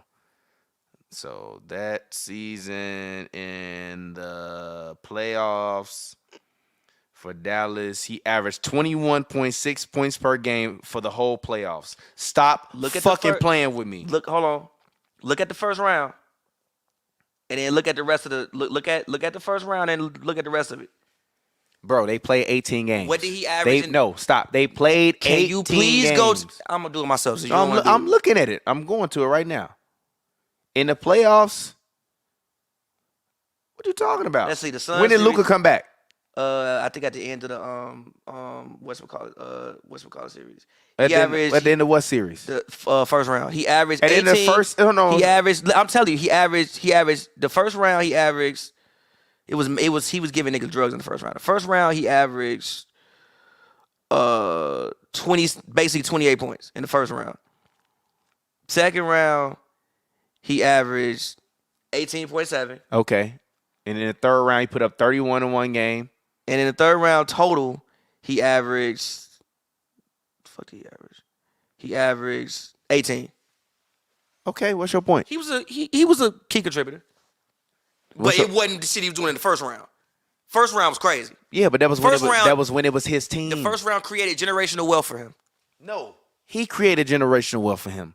I said the first round created generational wealth for him. He was point, balling. I fuck with Brunson. my point is, I just don't know if he's had a better season. There is no other guard in the NBA. Donovan Mitchell. There is no other guard in the NBA other than Luka Doncic, to me, in my opinion, that deserves to be all NBA over Jalen Brunson. Shea? Oh, come on, G. You really don't like Shea. I don't know what Shea has done to you. He's done nothing wrong to me. You are, like, relaxed. I just don't believe in it yet.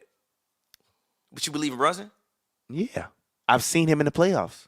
That's fair. When you seen Shea Gilgeous-Alexander in the playoffs. Fair. Exactly. I don't want to hear that shit.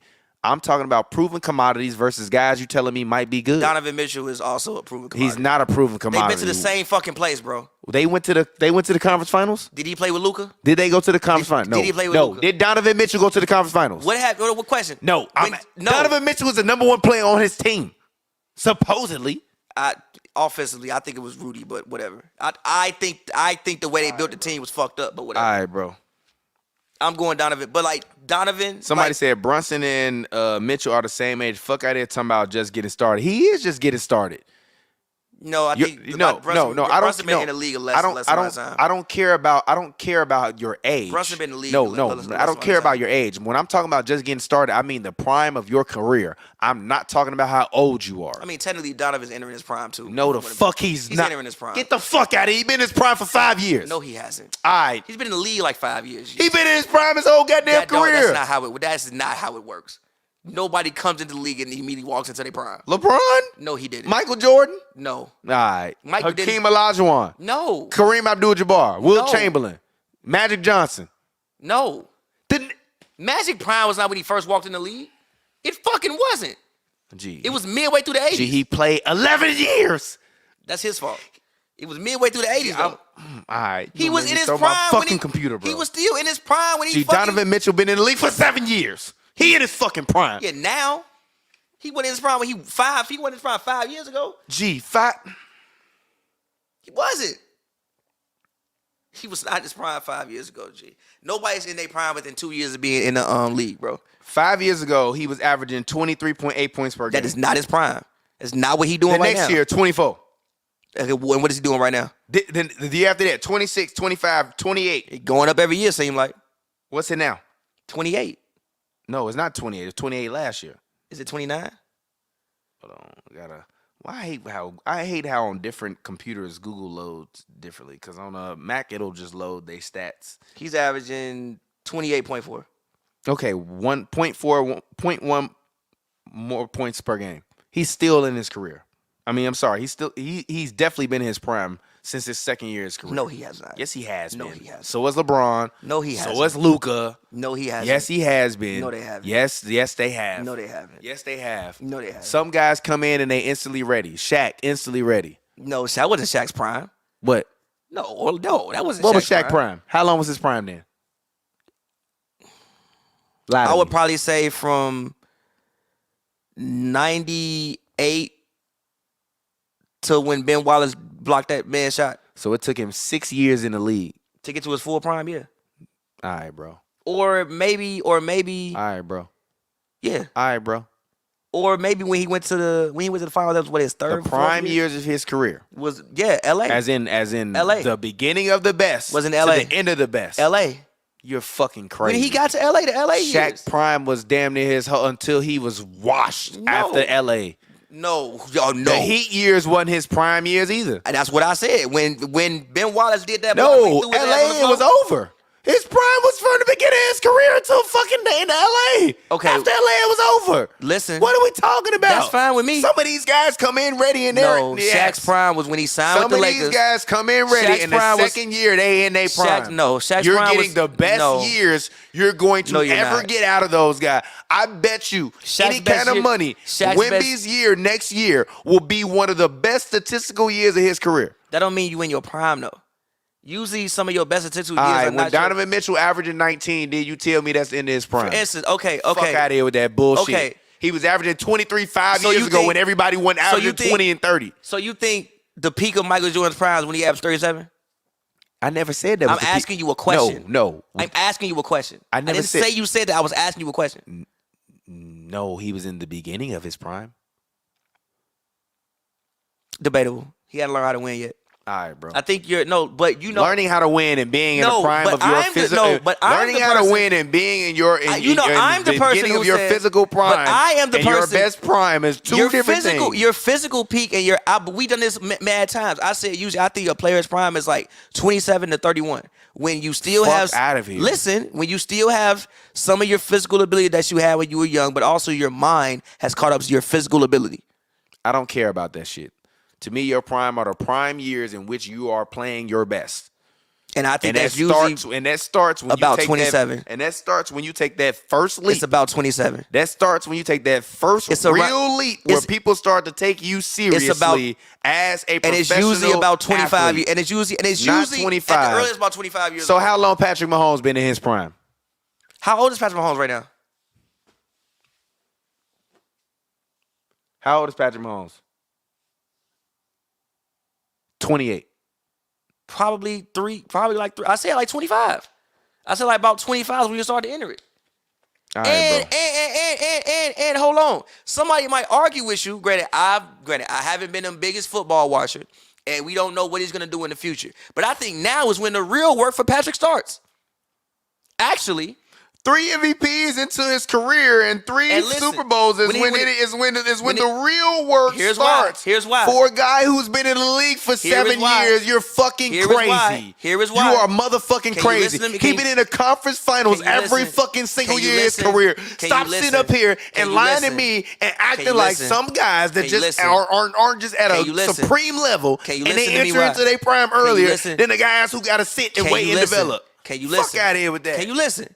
And granted, again, haven't been the biggest football watcher over the whole point. So, question: his second year in the league when he won MVP, he won in his prime? No, he got better from then. No, he got better. No, he got better. He got better. No. No, he got better. No, I don't think he was. He got better. And the reason why I'm saying I think from here on out, the real work will start is because some of the people, for instance, right, Tom Brady, when he was winning his first Super Bowls, that wasn't his fucking prime. Brady prime, I think, started when he got fucking Moss. And he started throwing for 4,000 fucking yards. He was a 3-time Super Bowl champion and wasn't in his prime. Tom Brady.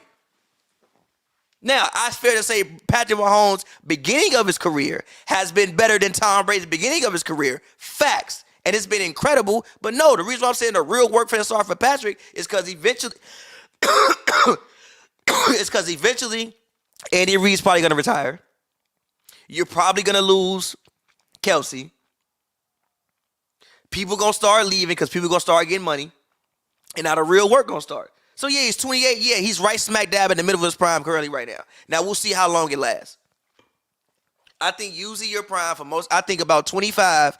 25 is usually, I probably think the earliest that it can usually start. The reason I think 25 is because usually you come into the league, let's say if you're in basketball, at that point you done probably played about 6-7 years. You done got used to the, if it's basketball, 5-6 years, you done got used to the league. You still have some of your peak physical ability, but at this point, your mind starts to figure it out. First and foremost, your fucking frontal lobe. How you do that to Tim Duncan? Listen, your fucking frontal lobe as a human being don't even develop till you 25, if I'm not mistaken, right? Pavy DeGrasse Tyson. No, but I know, I'm fucking with you. Nah, you're fucking, so like, bro, it's when like, okay, you've been balling out your mind. You've been playing crazy. You probably was putting up some crazy numbers just because you just cold. But then you probably get about the 6, 7, 8 year mark and you start thinking the game way more. And you still have, maybe not all of your physical powerness that you had when you were 22 years old, but you still have enough of it left, and you mix that with thinking the game, and then that's when your prime starts. Like Michael Jordan, I think Michael Jordan's peak, like obviously the peak of Michael Jordan's powers, I would probably say. Yeah, but I don't think peak and prime are the same things to me. To me, your prime that's your prime years, your best years. Your best years are not 15 fucking years. It's not how it works. I disagree with that. No, it don't work like that. I disagree with that. Granted, you can have very good years for 15 years. Your prime years are not 15 fucking years. All right, talk to LeBron James about that. It ain't been 15 fucking years. LeBron's prime was probably like the first championship in Miami to maybe the 2016-17 ring. Maybe I'll stretch it out to 18. Probably 2012 to 2018. I'll give you that for LeBron's prime. Like prime. Everything else you either on the downhill or you on the uphill. It don't mean you still weren't good outside of those moments. I don't agree with that. Bron been cold for 21 years. He ain't been in his prime for 21 years. Nobody said that. Michael Jordan wasn't in his prime the whole fucking time. When he won his last rings, he wasn't in his goddamn prime. He was cold as hell, though. I didn't say you said it. I'm just saying. Who said that? I didn't say you said it. I'm just saying. Twice. Again, I didn't say you said it. I'm just saying. In 98, he wasn't in his fucking prime. He was just cold as fuck. Still. Your prime don't last that long. Even for artists. Jay-Z might have the best career out of fucking any rapper. His prime ain't been 20 years. Not had the best career out of any rapper. Debatable. Oh my God. Debatable. It's debatable. Stop it's debatable. It. Drake has. Stop it. Fair. Out of any actual, actually I take that back. Out of any actual rapper, you can say Eminem. It was actually Eminem. Okay. Then it's Drake. Then Eminem it's Jay-Z. prime ain't been the whole goddamn time either. No. Eminem had a 4-year prime. Oh, there you go. Eminem. Actually, I take that back. He had a what from about to lie. He had a Marshall Mathers LP. No, he had a 7-year prime. What the fuck was the 7 years? From like 90. About to lie. From what? No, for real. From like 98 to like 2005. Because the beginning of 50, Encore. Because the beginning of 50 was the end of M. The beginning of 50 is 02. Nah, like it's 02, no, 03. I mean like by the time 50 was the real, like everybody, like he was the real number one. That was 2003. No, it wasn't. No, it wasn't. It wasn't. At the height of 50 Power was 2003. The height of 50 Powers was my first year in high school when everybody was buying G-Unit sneakers and starting to actually purchase and get into his brands. It wasn't 02. Wasn't the first? It was my first year high school. 04? It was 04, 05. Yeah, so that's 7 years. Nah, I think Eminem Prime is 99. That's when the Marshall Mathers LP dropped. It was 99 to I'll give you Encore. So I'll give you that 5 years. That 5 year period. What year Encore dropped? 04. because it was Slim Shady was 97. Slim, Marshall you gotta Mathers was count 90. Slim Shady in No, there, you bro. don't. Yes, you do. No, you do not. Yes, you do. No, you do not. Marshall Yes, you Mathers actually LP do. went diamond, bro. Yeah, but I still count Slim Shady. I do not count that. Marshall Mathers I LP disagree with went that. no. Marshall Mathers LP I disagree with that. No, Marshall I Mathers disagree LP with went that. diamond. Marshall Mathers LP is when Eminem fucking blew up crazy. And then you get to the Eminem show, and then you get to Encore where it's like, damn, this shit on the other side. That's hate. I'm sorry. It's not hate, and I That's fuck hate. with the Eminem show. That's hate. I mean, not the Eminem. I fuck with the Marshall Mathers LP. I mean, not the Slim Shady LP. I think that might be his best album. That's hate. That had My Name Is and Role Model on there. Come on, G. Yo, Role Model is not the Yo, real. but honestly, no. honestly, Stop. my favorite song on that whole album is the one that everybody hated. What? Actually, no, it's on the second one. That's Role my Model. favorite Eminem song. Role Model is not Actually, fucking. you know what? Nah, but honestly, that album was fire. Though. I didn't say it wasn't fire. That's not my point. G. That's not my point. You My said favorite song on that album actually is Just Don't Give a Fuck though. that's fine. Just don't give a fuck. Role Model and My Name Is and not. I like 97. And My Name Is not Real Slim Shady, Stan, and fucking The Way I Am. Like, no, it's no comparison. Player to player, no comparison. That don't mean he won in this. That don't He mean was not that in don't his mean prime. that it was. It was not his prime. It G. was. Okay, we have two. Uh-oh. Cam Buford. Cam, I see you in here, but I don't know how fuck I'm gonna talk to you. Fuck it. I'm gonna just add you on here. Maybe. Who don't like Marshall? Hold on. You said you didn't like Marshall. Hold on. I can't. Hold on. Cam, that's not gonna work. I can't. Nah, we gonna have to it's gonna. I don't know. Yeah, because it's gonna pick him up on the It's thing. not gonna work on there. Actually, if you take your take the headphone jack out the microphone thing, I'll put it in there. Hold on one second. Just take the actual headphone jack. Yeah, and just hand it to me. Sorry, Cam. Give me 1 second. We gonna bring in special guest. Somebody said peak or prime. Exactly. Everybody's saying the same shit I'm saying. Are you talking about they peak or they prime? Your prime is your peak. No, it's not. Yes, Hold on. it is. When you in the prime of your life, that's the peak of your fucking life. Cam. Ain't no damn headphone jack in here. Oh, I see it. When you in the prime of your life, that's the peak of All your right, life. hold on. Everything else is not your prime. You still All just right, cold. Cam, can you hear me? I can hear you. What's good, fellas? What's up, bro? Can you hear me? Yeah. What's Pappy, up? we gonna hear a little bit of echo. I know. but Go ahead, Cam. Talk to us. No, I just jumped in. I just heard the Marshall Mathers debate. Pavy told me he didn't want to hear anything Marshall. I tried to get him to listen to Marshall before. He said no, he wasn't good. I mean, that's not what I said. I What fuck did with you Eminem. say? I don't want to hear that shit in 2024. I like Eminem though. I like some of the Eminem songs. I love Eminem. Eminem got classic albums. Thank you. One of the Okay. fans said, "Prime is longer time frame. Peak is the best of your prime years, in my opinion." I disagree. Exactly. Thank you. I Shout out to disagree. you, HB. I agree. I disagree. You're not gonna have a 15-year prime, bro. That's not how it works. Your prime ain't that long. All right. So, what argument that we had before should we actually include Cam in right now? Which argument that we had on this show should we include Cam in to be the judge? We've been on for 2 hours, by the way. It feel good to pod for a while. Can I tell you the definition of prime? Go ahead. Of first importance, main. The best Of possible. first importance. Listen, wait, First importance. hold on. Damn, I'm not done reading the definition. The best quality, excellent. So what was some, Now, a state or time of the greatest strength, This guy vigor, or success in a person's life. What I was, feel what like you was tried his- to what was re-rock his it at best the song? end, but we This know. is the whole definition. No. was Start Marshall's with the best song? first words in that sentence. It can be used as two things: an No, adjective or a noun. start with it though. What does it say? Of What's the first first thing you importance. said? Exactly. First importance. It's So that's the best. beginning of the prime. It means the fucking best. the beginning. So the Slim means Shady the- LP was a part of his prime. It means the best, and All also, right. and also, and also, What was hold the on. best of his songs though? What was the best of his song, Pavy? What are you saying that was his For Eminem? peak song? Yeah, what was the best of his song? Stan, the Real Slim Shady, The Way I Am, the singles off Eminem Show. So early. So you said early. Yeah, I'm No. saying from '99 to You said 2004. before But can we tell them where the argument started? The argument started with us Argument talking started. about prime years. We was talking about Luka and are certain guys Oh, yeah. entering into the prime of their career at this point in time. And Pavy's argument is that it takes guys to their 25 plus to get into their prime. My argument is once a guy takes his first real leap and It usually becomes happens a around real superstar or starts to elevate to being a star level, that's the beginning of their prime, not the best 3 years or however many years they play. What are your thoughts, Cam? No, you're really not an NBA player. Really not in their prime to the 26, 27 years old. That's exactly what I said. Hold on, wait, Cam, stop you. Here is what I originally said. I said around 25, maybe it can start, but I consider your prime years about 27 to 31. Here is why. Because usually you don't have the same level of athletic ability that you maybe had when you were 21 years old, but you still have some of it, if not most of it. And now your mind has caught up to your athletic ability, and you put both of them together, and you're working with both of it. Exactly. There's some I don't think that's peak, but I feel obviously that's what prime means. Obviously, there's some anomalies. Like Kobe Bryant reset pretty early in his years. I disagree with you. You disagree?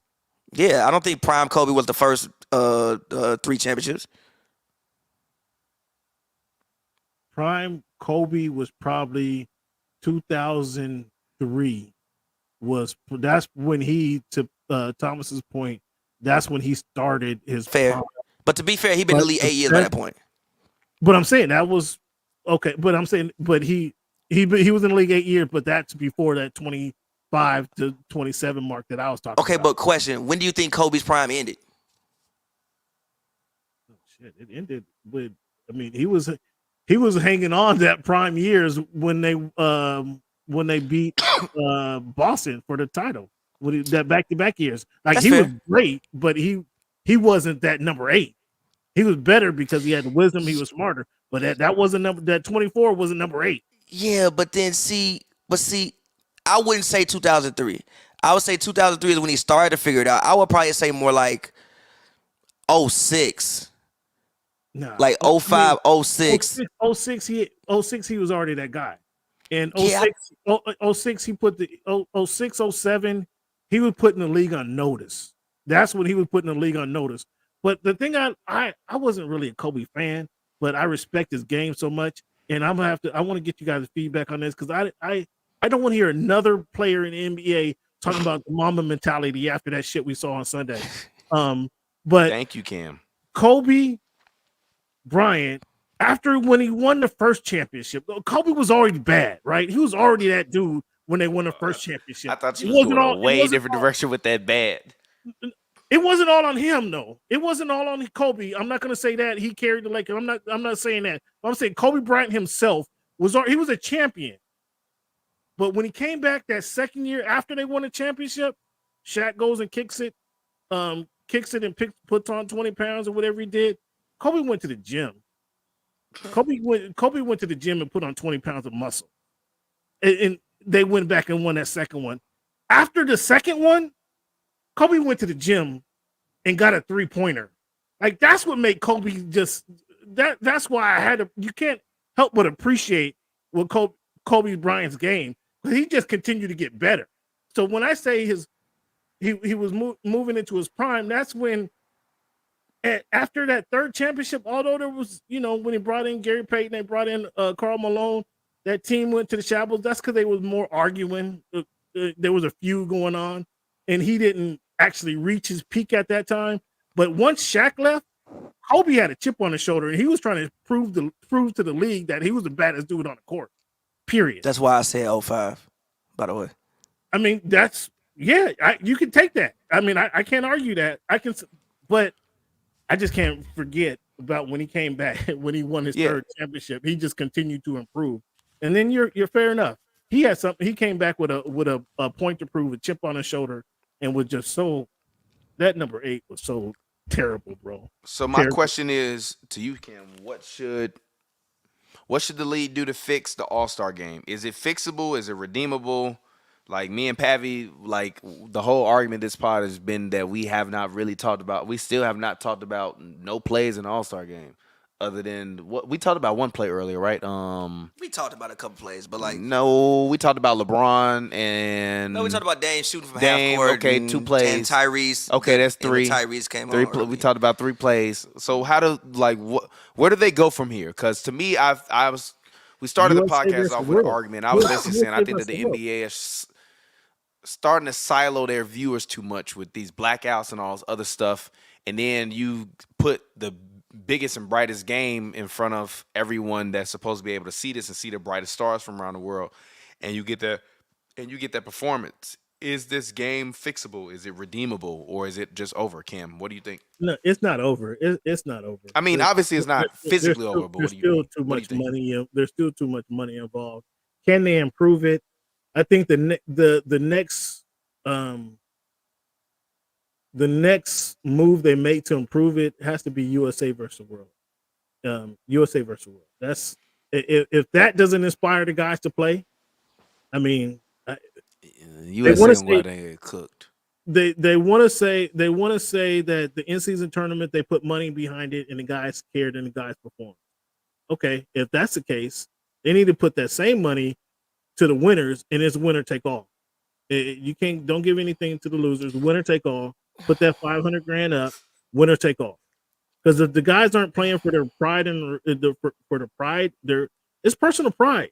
I can't figure out why the guys aren't performing. Why we gotta incentivize everything, bro?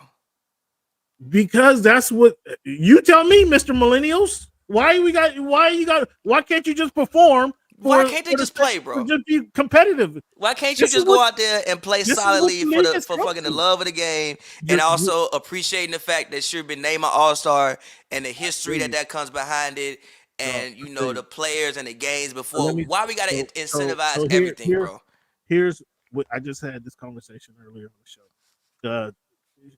Hit us up, Voice of the Fans. We're on the same network, Voice of the Fans. Shout out to the fellas, Thomas and Pavy, for having me on their platform. We record our show every Wednesday. We also do a Sunday special on Sundays. Voice of the Fans. You can find us on HMB. Yeah, sorry we went live. Media. No, yeah, I saw that. You guys. But we back to work though. So you trying to cannibalize? I apologize if we ain't cannibalizing nobody audience. People that watch us. People that watch y'all watch y'all. So good. Appreciate to be on the platform. I'm usually honestly the only audience member we probably cannibalize was me. Because I definitely watch your show every time you do your show. I be laughing at you in Cleveland. Y'all like the grumpy old man. So here's how I explained it earlier. You're right. I agree with you, Pavy, 100%. Everything shouldn't be incentivized. However, the guys aren't picking up from the cues that was played for their forefathers, if you will. Doc picked it up after Doc picked it up after Kareem. Magic and Bird continued that competitive spirit throughout their careers. Magic picked it up after them because he wanted to compete with them and beat them. And then it was Kobe and Shaq trying to beat the old heads, if you will. And then we get to this generation, and the moment, guys. You tell me what you guys thought about this, or if you guys recall this moment when Kobe Bryant slapped the floor. I don't remember what year it was, but he slapped the floor in the All-Star game against LeBron. LeBron came up court and LeBron passed. Oh, you talking when he passed the D-Wade and didn't shoot the shot? He wasn't willing to. Pavy told me people don't remember All-Star games. They remember dunk contests and Saturdays more. He wasn't willing to step up. I'll get to that. He wasn't willing. Please, I want to hear your feedback. But he wasn't willing to step up and take that challenge. And that is one thing. LeBron never competing in the dunk contests. I agree with that. Is another thing. So it's LeBron's fault. So him poo-pooing these opportunities the rest of the fellas have seen that, and they're like, okay, so why should we play hard? Why should we? If he don't want to compete in the dunk contest, the senior guy in NBA, I agree with that. I agree with the dunk contest thing. If he doesn't want to compete in it, why should we? So, I agree with the dunk contest thing. I think the thing that you're talking about in the All-Star game is a little bit overstated. Here's why: because LeBron would have passed that shit in a regular game. He just be making the right play in theory. But, okay, so you're saying LeBron James did not recognize the moment of him going up against Kobe Bryant and what that meant, that what that symbolized at the moment? Is that what you're saying? I mean, I just think he wasn't thinking that deep, bro, and just making the right play, bro. It's Bron, G. That's what Bron be doing. Okay. I get what you're saying, though. I get what you're saying, though. that's when everybody was going heads up. Magic went head up against Michael Jordan when he came back. Michael Jordan was guarding him when. To be fair, hold on, wait, wait, hold on, wait, Cam. Hold on, quick, Cam. I'm not gonna let it go. I'm not let you get away with that. You know what they said about Magic when he came back, and why they wasn't playing no damn defense. I just want to say, you know, he was cleared to play though. you know what they were saying. They said they weren't playing no damn defense. That's why he had 44. They weren't playing no damn defense. I just want to say that. Okay, fair enough. Magic, but no, real Jordan quick. and Kobe went to Jordan facts, and Kobe facts. went together. Yeah, facts. So that's what I'm saying is he didn't step up to that moment that was there for him, and he passed the ball. He passed on that moment, and then what do we see now? We see these guys passing on that moment. That's when the dunk contest is not much different, but we know. I mean, fair into LeBron's to LeBron's, I can't say credit, but we know LeBron's not a high flyer. I mean, he's a high flyer, but he's not like he's not a dunk contest dunker. Right. He's not a, it's not going to look pretty. He's 6'9", 6'10", and most big guys like that don't look elegant when they dunk. So he wasn't going to win. Did you guys hear Vince Carter confirm the rumor that him, Tracy McGrady, LeBron, and Kobe was offered $1 million a piece to compete in the dunk contest? When was this? I don't know the year, but I heard him confirm it today. He confirmed it with Michelle Beadle. I don't know the year though. I was listening for the year, and I was trying to figure out what year it was, but got to be like the first year Braun was in the league. I would assume 2003. But that was Kobe. Kobe was coming off a championship. Was it Kobe's championship year? I doubt Kobe was. Wait. TB said it was a year T-Mac. So they offered Mac $1 million?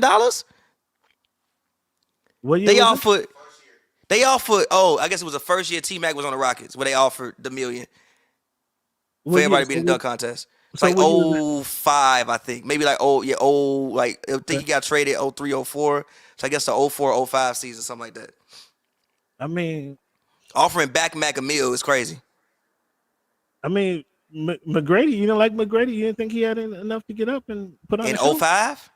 Yeah, and that's what I'm saying. If what you call it, Vince Carter won in 2000. I mean, Vince Carter was he dunking in 05 like that? He was dunking. He was dunking, but it wasn't gonna be.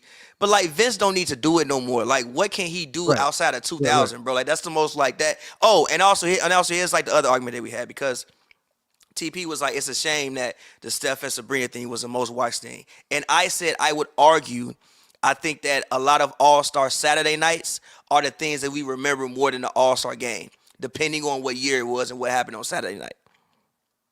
Yeah, I mean that what you call it, that skills competition is boo-boo. That was terrible. Yeah, that was terrible. Yeah, the 3-point contest. I mean, it was slightly better. Sabrina and Steph obviously was the highlight of the whole weekend. But yeah, these All-Star games is just, these guys don't have no pride. The guys just don't have no pride, and they're not competing. That's what I don't like, is they're not competing. And I mean, I don't know what you do about that. But that's why you have to do USA versus the world. Because once is it enough people that's gonna be on the world to make it even? What? Because like, how many people was like you had, like this year you had Giannis, you had Steph, Giannis, Luka, SGA. What? Are you kidding? But then you had to pick more people though, bro. I mean, well, yes. I mean, they can pick some shooters. Obviously, they can stick some shooters. No. I'm saying you're gonna probably have to add more people to the All-Star game as like a whole. Well, yeah. So it's gonna be because it's gonna be unbalanced. So the question, I don't think it'll be unbalanced. Is not as unbalanced as you believe. You only get to pick 22 people though. So is you gonna be able to have 10 people from the world and 10 people from America? Yeah, absolutely. And then also that's also, let's count them. And then Luka, SGA, and Giannis, Jokic, Embiid, Wemby. That's 6. So yeah, but Wemby wasn't no All-Star. Siakam. Well, I'm okay. Siakam ain't no fucking all-star. But we're trying to fill out the world roster though. Nah, G, no, G, no, G, we no, G, no, no. We can't give Siakam no more extra All-Star appearances for the sake of filling out the world roster, G. We cannot, at the end of his career, see Siakam was a 10-time All-Star because we filling out world rosters, G. That's fair. So I got your point. I feel what you're saying. No. You can't make fill out the roster with All-Stars. Yeah. But it's USA versus the world. I mean, you gotta have to relax. But it's gonna be like fucking 5 world people. It ain't that many of them in the game, bro. It's gonna be like. How about 5 you just elect all-stars and the guys that want to play in the USA versus world game? They play, and the ones that don't. Come on, G. Nah, come on. This week, G. Nah, nah, bro. I didn't consider that, Pavy. You're saying are you gonna have enough world all-star players to make the all-star team and make that squad? Nah, you're right about that. Yeah, it's not gonna work. Yeah, the game is cooked. They just know they just gonna have to. But also. When is they going? But also, it's 112. But also, here's the other thing that I was talking about. Even like with the way they play the game, with like if you watch that game and you watch an actual NBA game, the only thing that was a little bit different was they fucking run faster. Like. Listen. There was 3 foul calls. That's crazy. The whole game? Yeah, 3 foul calls. It was 3 foul calls in the first. But we're rewatching in the background the 1987 NBA All-Star game. It was like 3 fouls in the first 90 seconds of the game. But the game was also more physical in 80 than what it is. What my point was this, right? Even with them scoring 200 points, I've seen actual NBA games that ended in regulation that scored 145. Yeah, but dog, come on. Those 3-pointers that they were taking, like, come on. They shoot them shits in regular games. No, but I mean that's trash. Like that. They shoot them threes. Now, granted, granted, being skilled enough to make them, but just chucking up 3-pointers. They shoot them in regular games. That's what they do. You're not wrong. Some of it is just the style of play in general is so different, and then you take it to an all-star game, and like that's what you get. I think you have to have a bigger. I think the bigger thing is the actual style of play of an NBA game. Can we just compete though? Can we compete? I'm with you. Can we have guys out there competing? Okay, you saw Dame shoot a jumper from half court one time. Okay, can we move out on him? We see Halliburton just chucking up threes as soon as he get them. Can we move out on him and play the three? Can play the line? Can we do that? I mean, I feel you, but at the same I feel you, but at the same time, G, I'm not trying to cover nobody at half court, bro. So Steph, you just gonna let Steph kill you as soon as he crosses the half? I mean, that's the book on Steph. You gotta cover him once he crosses the half court line. That's the book on him. Yes, now, you know how much. Yes, but Cam, now everybody is following suit. I feel you, but Cam, you know how much work that is, G. So now you don't want to play, dog. I'm just saying. So you really don't want to play this. Listen, and you just gonna hang. I'm just saying. Hang up back at the elbow, waiting for somebody to drive the lane. Again. I said I think the bigger thing is the way that you play in the NBA these days would make for an all-star game. Now, granted, yes, I do think that the level of competition could have been. They could have acted like they cared more. But at the same time, what the fuck defense am I supposed to play if Luka's shooting from 75 feet, G? Luka took a 75-footer, G. What am I supposed to? He just chucked it up. And that's Dame would dribble the ball, get to the half court line, and shoot. You want me to guard this? And that was a jumper. He shot a jumper and made it. Like, you want me to guard this, bro? I mean, if you that's the book on Steph. How long has that big book been out on Stephen Curry? But G, you ain't never seen a time in an actual game, G, where Steph got to the half court line and shot the ball. He's shooting it from the hash. He ain't never shot the hash and the half court line. You know the difference, bro. You ain't never seen a time where Steph got to the half court line and shot the ball in a regular game. That's because he has some common sense. He's like, that's not a good shot. It's G, it's just like the shots they were shooting. It's like, bro, you want me to guard this, G? I mean, again, Halliburton just throwing it up from everywhere. Your guy Cat going off for 50 in the that was unreal. 30 in the fourth quarter. Yeah, that was just like some bullshit. That was just like, come on. But there was nobody playing defense. I agree. There was nobody playing defense. He was actually playing hard. I don't like Cat's game, but he actually was running the floor. He was playing hard. He was playing hard. If they're gonna give it to me, I'm gonna go score. He was playing hard. Cat actually was playing hard. Man, that was man. I ain't seen nothing like that. They got to do something. They got to do something because that was atrocious. Fair. That was atrocious. 200. It was Cam. So real quick, last couple of minutes. Give us your mid-season awards and then your final take on what you think is going to happen for the second half of the season. Mid-season awards. Defensive Player of the Year, Pavy, is your guy. Thank you. I said Wemby. No, Wemby. You way too early on Wemby, dog. No, I'm not. He's there. He's averaging 3.5 blocks and 1.3 steals a game. Stop. He had more blocks this year and steals this year than Rudy Gobert had when he won Defensive Player of the Year 4-5 years ago. What is their record? Is it impacting winning? If it's not impacting, I tried to tell he's him playing with a exponentially better team. Okay, all right. So his game has some impact. Then is what you're saying. Who? His Rudy Gobert. He's actually having impact. He's on a good team. He is having. I got impact. A question. Don't argue. No. Switch teams. Put Rudy on the Spurs. How many games they winning? Exactly. You start laughing. They win more. You're a liar. You're lying.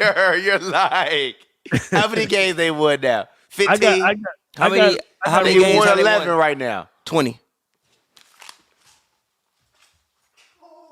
They win 20 games. So he accounts for 10 games. But I'll give it to Rudy. Rudy, I didn't think that would work. I didn't think that duo would work. I'll tell you how when Cam finished. So you got Rudy for Defensive Player of the Year.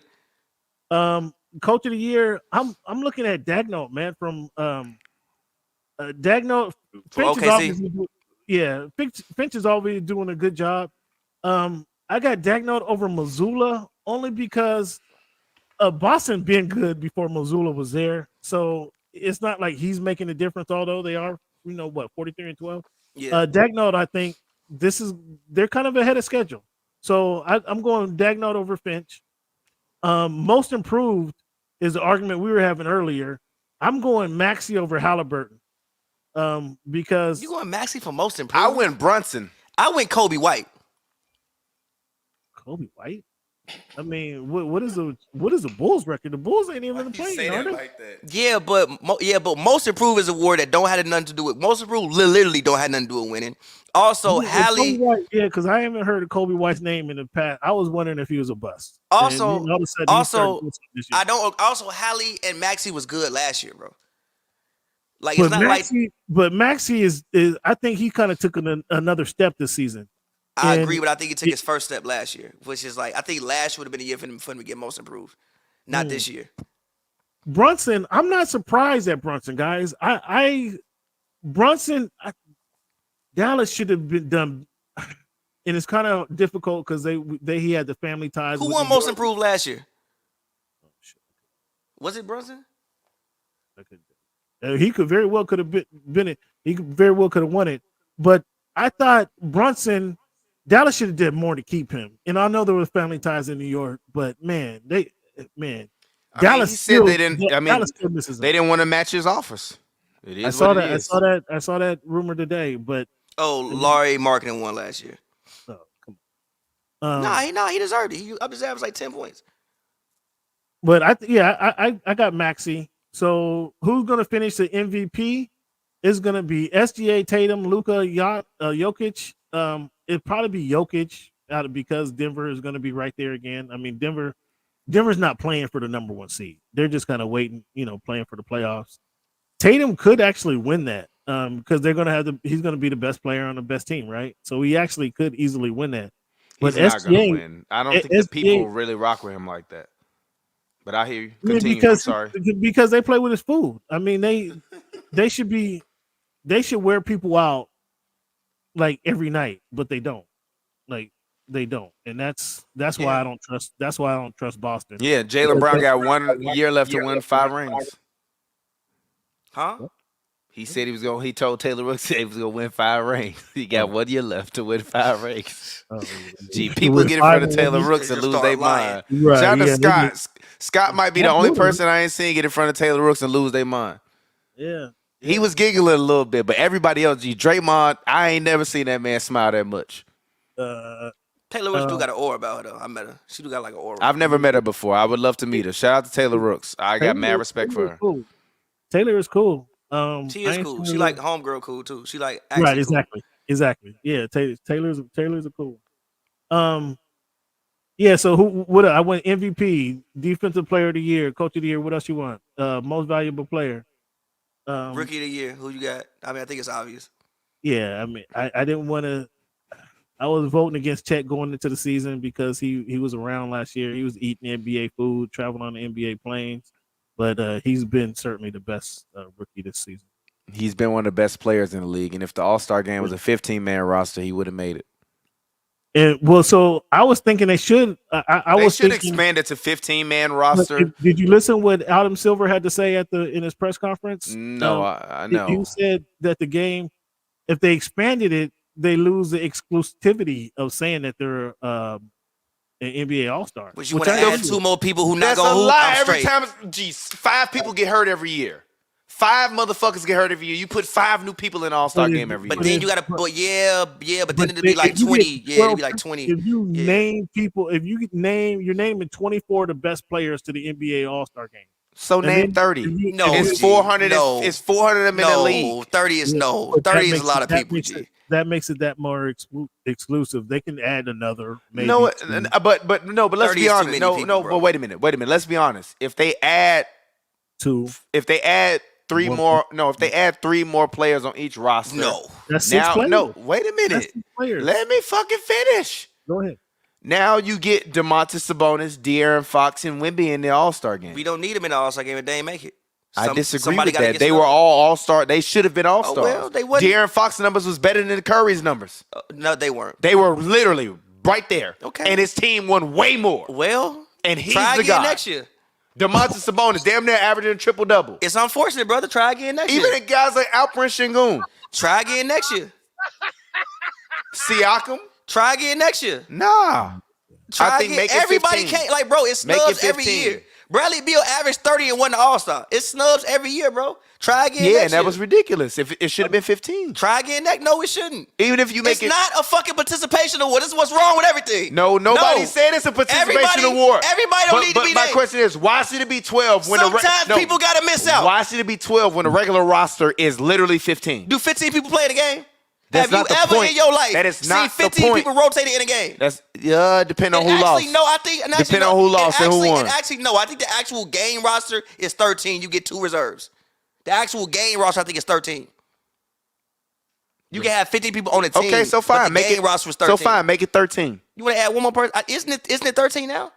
No, it's 12. I mean, make it 13. You want to add one more person? I'm cool with that. If that's your rationale, make it 13. One more person, I'm fine with that. But 15, no. Make it one more person in. Like, how you even do, 15 is too many, bro. Like, come on. To me, honestly, what you should do is make it one more person and make it the best rookie from each conference. No. Yes. No. Yes. No. Yes. Why you trying to include everybody, bro? Because you got a fucking in-season tournament. Every year. You have it in. But, bro, every year you're not going to have Do you realize none of this shit matters anymore? Every year you're not going to have a rookie who is good enough to deserve to be on that damn court.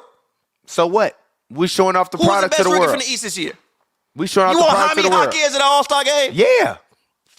I mean, Hawkins been playing exactly. Thank you. Hawk been solid. Motherfuckers telling me Derek White deserved to be in the All-Star game. Fuck out of here. Jaime Jaquez been a good ass fucking Derek White? That's not my point. No, answer my That's not my point. Answer my question. No, he's not been as good as Derek White because that team is not as good. He's also young. He's also young. It's not the team. You can put the motherfucker on Mars with me and you, and he wouldn't be as good as Derek White. I think he's a better player than Derek White. He's just not as experienced. I don't know about that one. I don't know. Derek White is. I don't know. 5 years from now, let's have this conversation about who had a better career. I'll put it this way: he'll have a better career than Derek White. Derek White might be a champion this year. The Celtics are not winning a championship. I said might. The Celtics are not winning a championship. The Heat aren't winning the championship this year. Anyways, Cam, let's round it out. Who you got winning the championship this year? I don't know if I'm ready to say that one. I don't know if I'm ready to say that one. Make a hot take. We expect the Celtics to be there because they should, just on talent alone, or talent and the record. Who's going to be out of the West, man?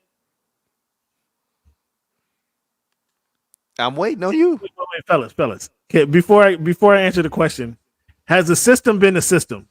Has the system been a system? And I mean, who was the system? I kind of have to eat some crow. He's not been a system. What? Not been a system. Stop it. He's playing on a really, really good team that doesn't need him to operate at maximum capacity. How come you think they're operating so fluidly? Because he's fulfilling the role. He's a role player now. He's a role player now. You're not the system. If Kawhi Leonard is not, Kawhi Leonard is not there, that shit doesn't look the same. He is not the system. Kawhi is the fucking system. Okay. You don't think he is a role player now? He is a role. He's literally has not been an all-star in 3 years. He is a role player. So you don't think Kawhi Leonard is benefiting from a ball handler giving him the ball and allowing him to make easier buckets? You don't think he's benefiting from that? Is this the best he ever played in his life? No, I asked you a question. Arguably. You're fuck out of here. Arguably. You're all right. Arguably. No, it's not. Do you think him and Paul George? Well, has nothing to do with anything. He's not playing any better than Kawhi Leonard has played when he's been at maximum capacity. Stop it.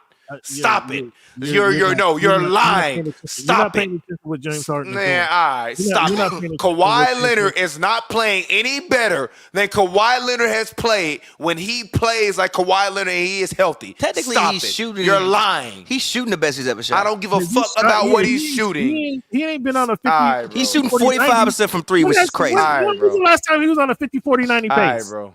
Tell me, when was the last time? You guys know the stats. When was the last time he was on a 50-40-90 pace? Technically, and he was averaging more points when it was harder to score points. Stop it.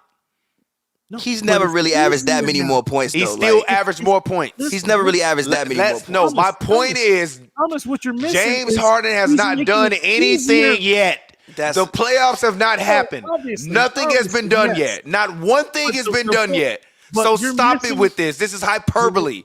Nothing has been done yet. They've played good in the regular season, that is it. Stop it. Okay, Thomas, what have I been saying the Clippers needed for the last 5 years? What have I been saying? A role-playing point guard, and that's what he's doing. Okay. Lie to me. Is that helping the squad? How are you telling? What did you say they needed, Cam? How you a point guard that can get them get Paul George and Kawhi Leonard easier shots specifically? He's doing just that. And he's making the bigs even better. He's making Plumlee, Zubac, and Tice much better centers than you haven't seen Tice play this well before. So is that guy the best player or running the team? He's running the team. He's definitely conducting the offense. He's definitely conducting the offense. He's 100% conducting the offense. Kawhi Leonard is a system. Stop it. No, Kawhi Leonard is playing a role. You motherfuckers are crazy, Everybody's bro. playing. Every fucking year. Everybody plays. Every fucking year, Kawhi Leonard plays great. And then we say they're going to win a fucking championship. And then he gets hurt in motherfucking March. And then they don't win a championship. Stop acting like they're any better than they've been before. This is the same shit we've been watching for the past 4 years. They're a much better basketball team than what they were before. Kawhi is, and Paul George just puts up shots.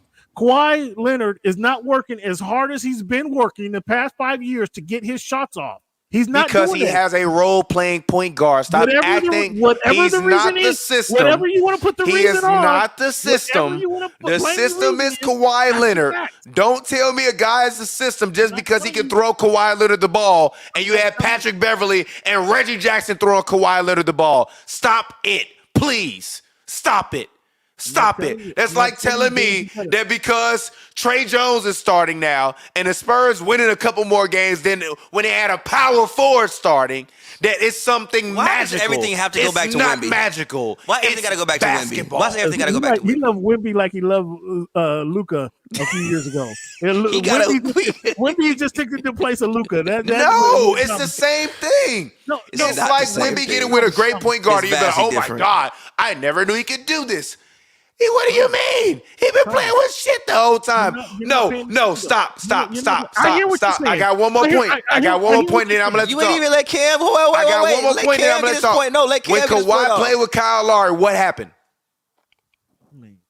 Exactly. Actual role-playing point guard. Go ahead. I mean, Kyle Lowry ran the team though. Case closed. But Kyle Lowry conducted the offense though. Was he the system? He conducted the offense. No, was he the system? I don't think Kawhi was the system. He's not. Like, he conducted the offense. He joined them. He joined the team. Yeah, like, he wasn't the system. He's able to play off. Like, he wasn't the system. He was just a better player than what DeMar DeRozan was. DeMar wasn't the system when he was in Toronto. They weren't even playing the same position, bro. Yes, they was, basically. No, they wasn't. DeMar was a shooting guard. Kawhi was a small forward. But with the way DeMar plays on the floor, they're playing in the same areas, bro. Thomas, is Kawhi working harder for his shots, yes or no? The same. Oh. No, it's not the same, G. It's not the same, G. That's the whole purpose. That's the whole purpose. He's not working as hard. Bro. He's not working as hard. Therefore, he has the potential to be healthier longer because he's not putting in all that work to get his buckets. And because he has a role-playing point guard that can stretch the floor and give him the ball. What does that mean? That doesn't make him a system. It just means that he's playing his role well. If you put prime Rajon Rondo there, he's playing his role well. That doesn't make Rondo the system. Rondo is kind of a system. We saw Rondo. Rondo played for the Clippers. Rondo had a stint with the Clippers. When he was done? When he was cooked? When he was cooked? He had a stint.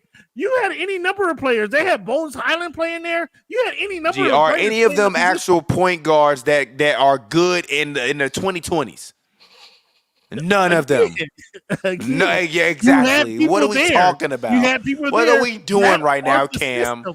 You need to put some respect on Harden's name. That's what you need to do. No, Harden is not the system. He is a byproduct of fulfilling his role. He has not been an all-star in 3 years. He is a role player now, and there is nothing wrong with his role being to come in, run the pick and roll, and get the shooters open shots instead of shooting the ball and breaking it like Reggie Jackson, Patrick Beverly, Rajon Rondo, John Wall, and all of the other myriad of other guys that could not run a pick and roll and get the shooters shots. Somehow this guy's been able to come in and make it work. That doesn't make him the system. It just makes it that he's doing his job well. That's why. He's not the system. He's not the system. I'm going to send you a link to voiceofthefans.org that will explain the benefit that James Harden brought to the squad. Since you don't want to hear it, maybe you can read it and get an understanding. How about that? Voiceofthefans.org. I never said he didn't bring a benefit.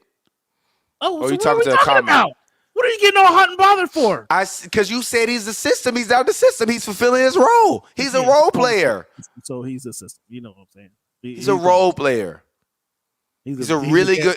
He's a really good role player. Damn good role player. So back to the anyway. He's Jason Kidd on the Mavericks when they won a championship. He's a really good role player. He's better. He's a really good role player. He better Jason Kidd on the Mavericks. I gotta stop you there. Marginally. No, he better Jason Kidd. Marginally. Stop. You gotta stop. He's a really good role player. You gotta stop, bro. You gotta stop. You gotta stop, bro. With Jason Kidd, with this version of Jason Kidd, I think they have a legitimate chance to get over the Nuggets. If that comes down to it. No way in hell. It's really, I don't expect, in the NBA, you're going to kind of have to have a heartbreaking loss. You guys know that in the playoffs. Most often teams have to have a heartbreaking loss. So OKC hasn't experienced that. Minnesota haven't experienced that. So I don't expect them to make the finals. It's going to come down to the Clippers and it's going to come down to the Nuggets. So again, with this Jason Kidd type role player, I expect this to be the difference. I expect this to be the difference to get the Clippers over the hump. So I'm gonna pick the Clippers. I'm gonna pick the Clippers and the Celtics to get to the finals. Okay. Who you got, Pavy, to get to the finals? Clippers Celtics, I guess. I don't know. I'm picking the Bucks, and The I am Spurs?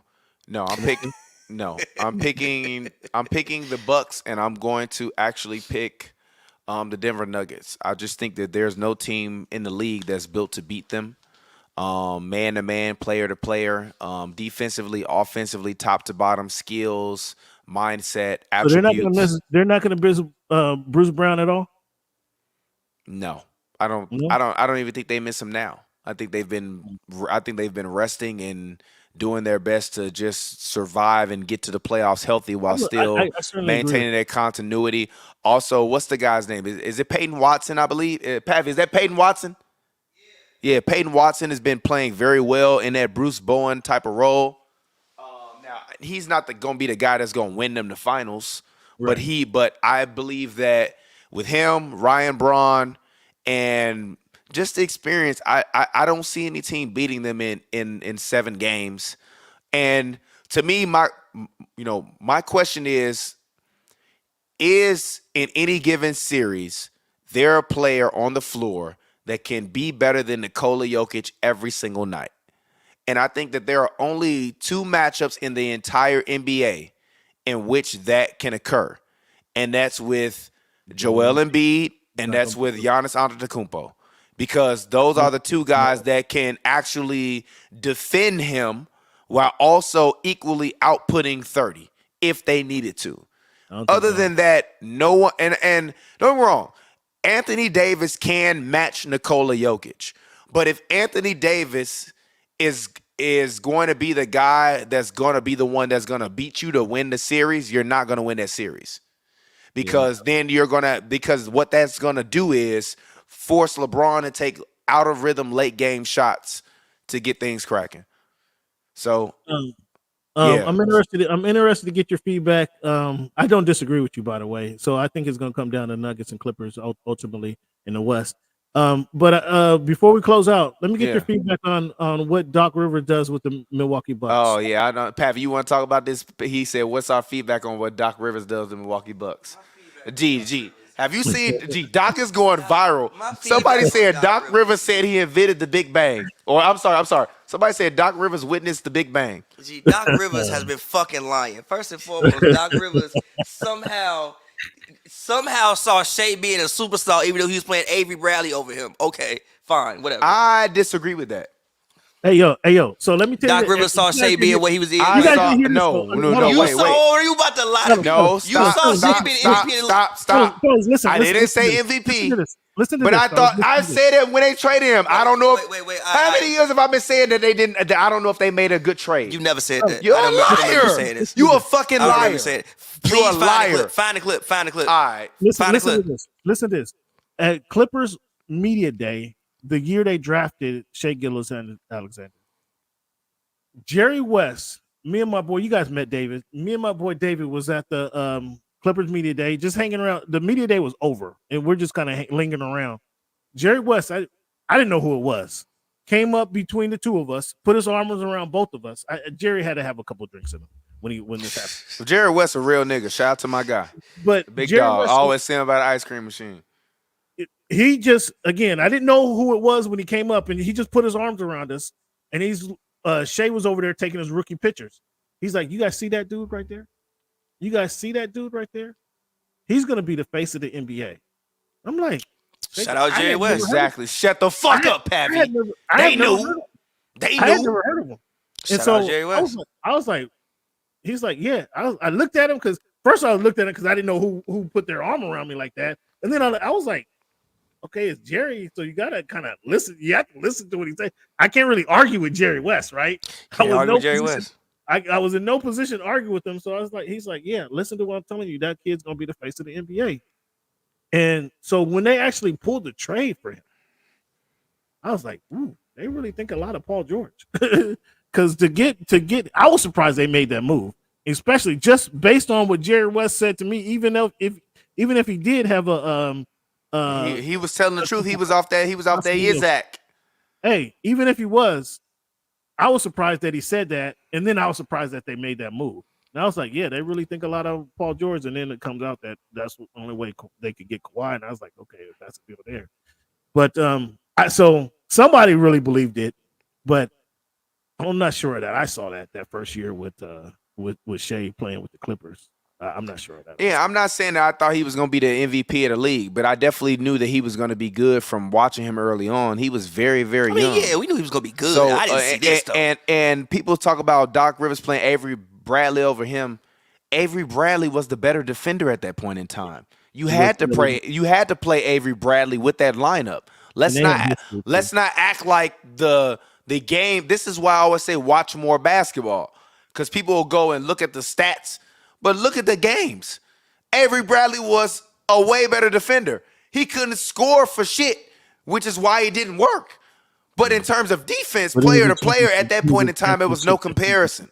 We talking about Shea right now defensively versus Avery Bradley. You could leave him on the floor. This is not a conversation. But back then, Avery had to be the guy that was on the floor. But even still, wasn't Shea wasn't he a lottery pick? Late lottery, yeah. What, But 13, still, 14, I think but still, 13, something like that. this guy's a lottery pick. I never thought that it was just such an easy trade. They gave him mad picks. He got 5 picks. Yeah, I mean, They had to. You gave him 5 picks and maybe the league MVP You had to. for a guy that has never been the league MVP. But still, it gave you the best era of Clippers basketball known to date.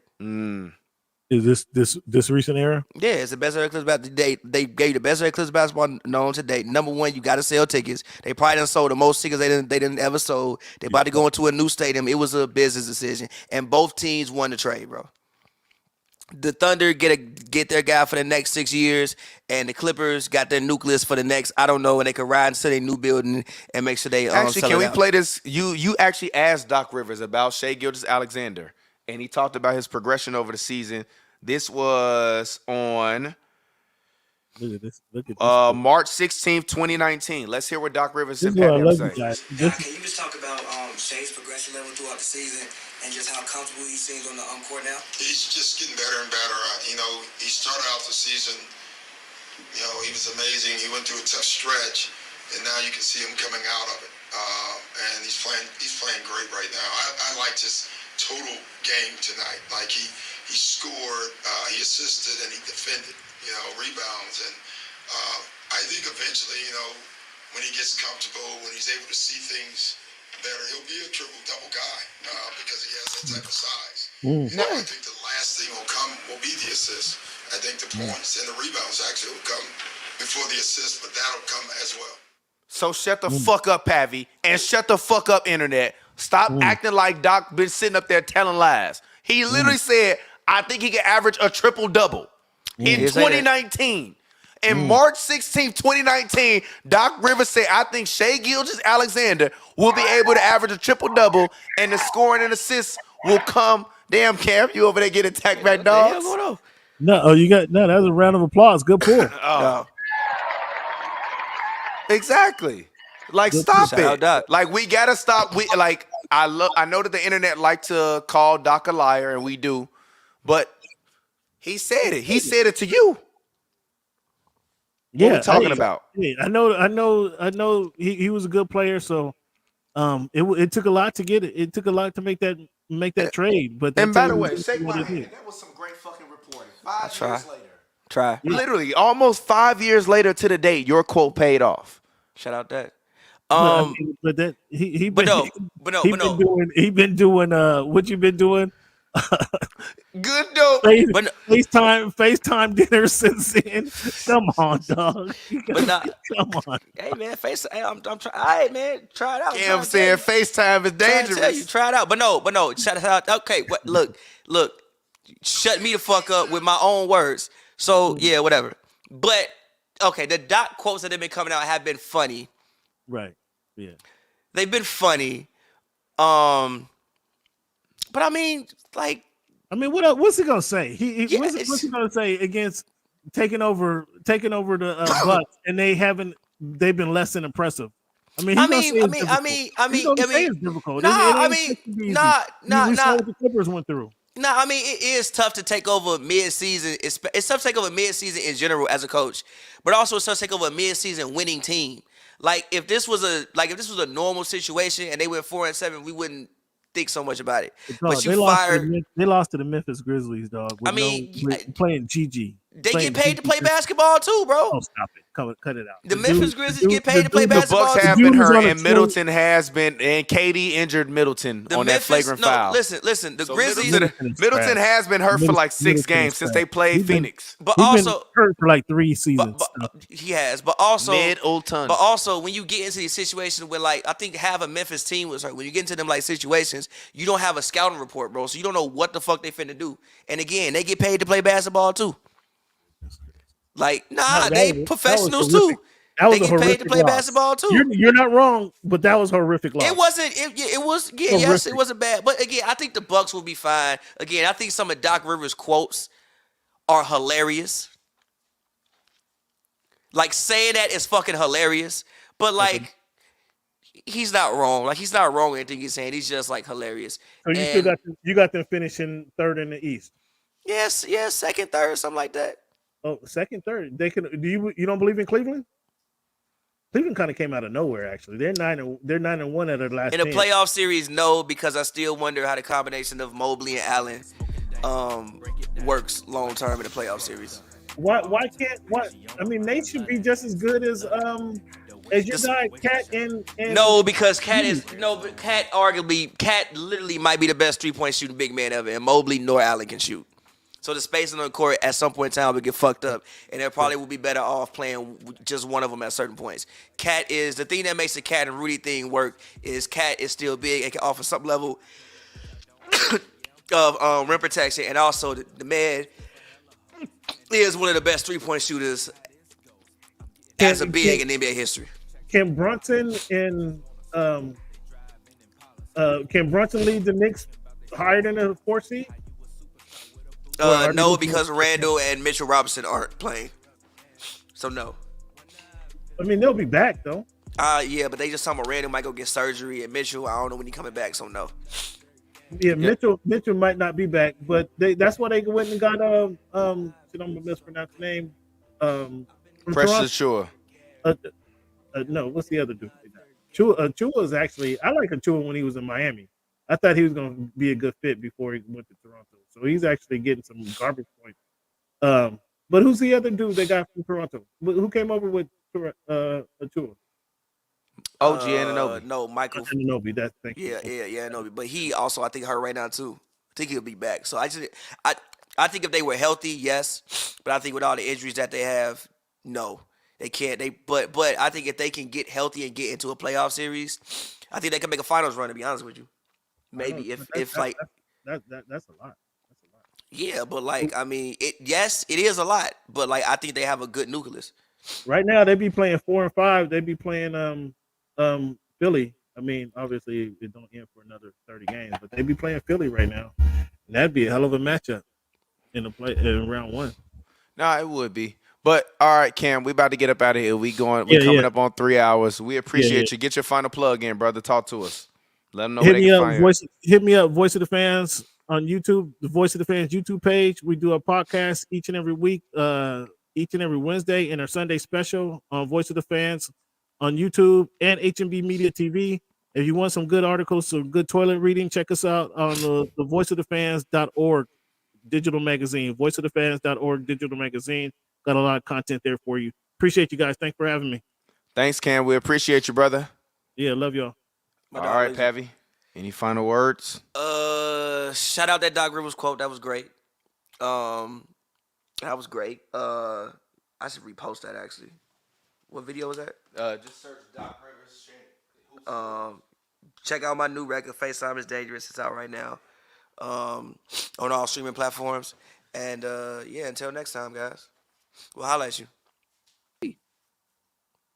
Brother, you do good dope. Oh, you just had me out here like, okay.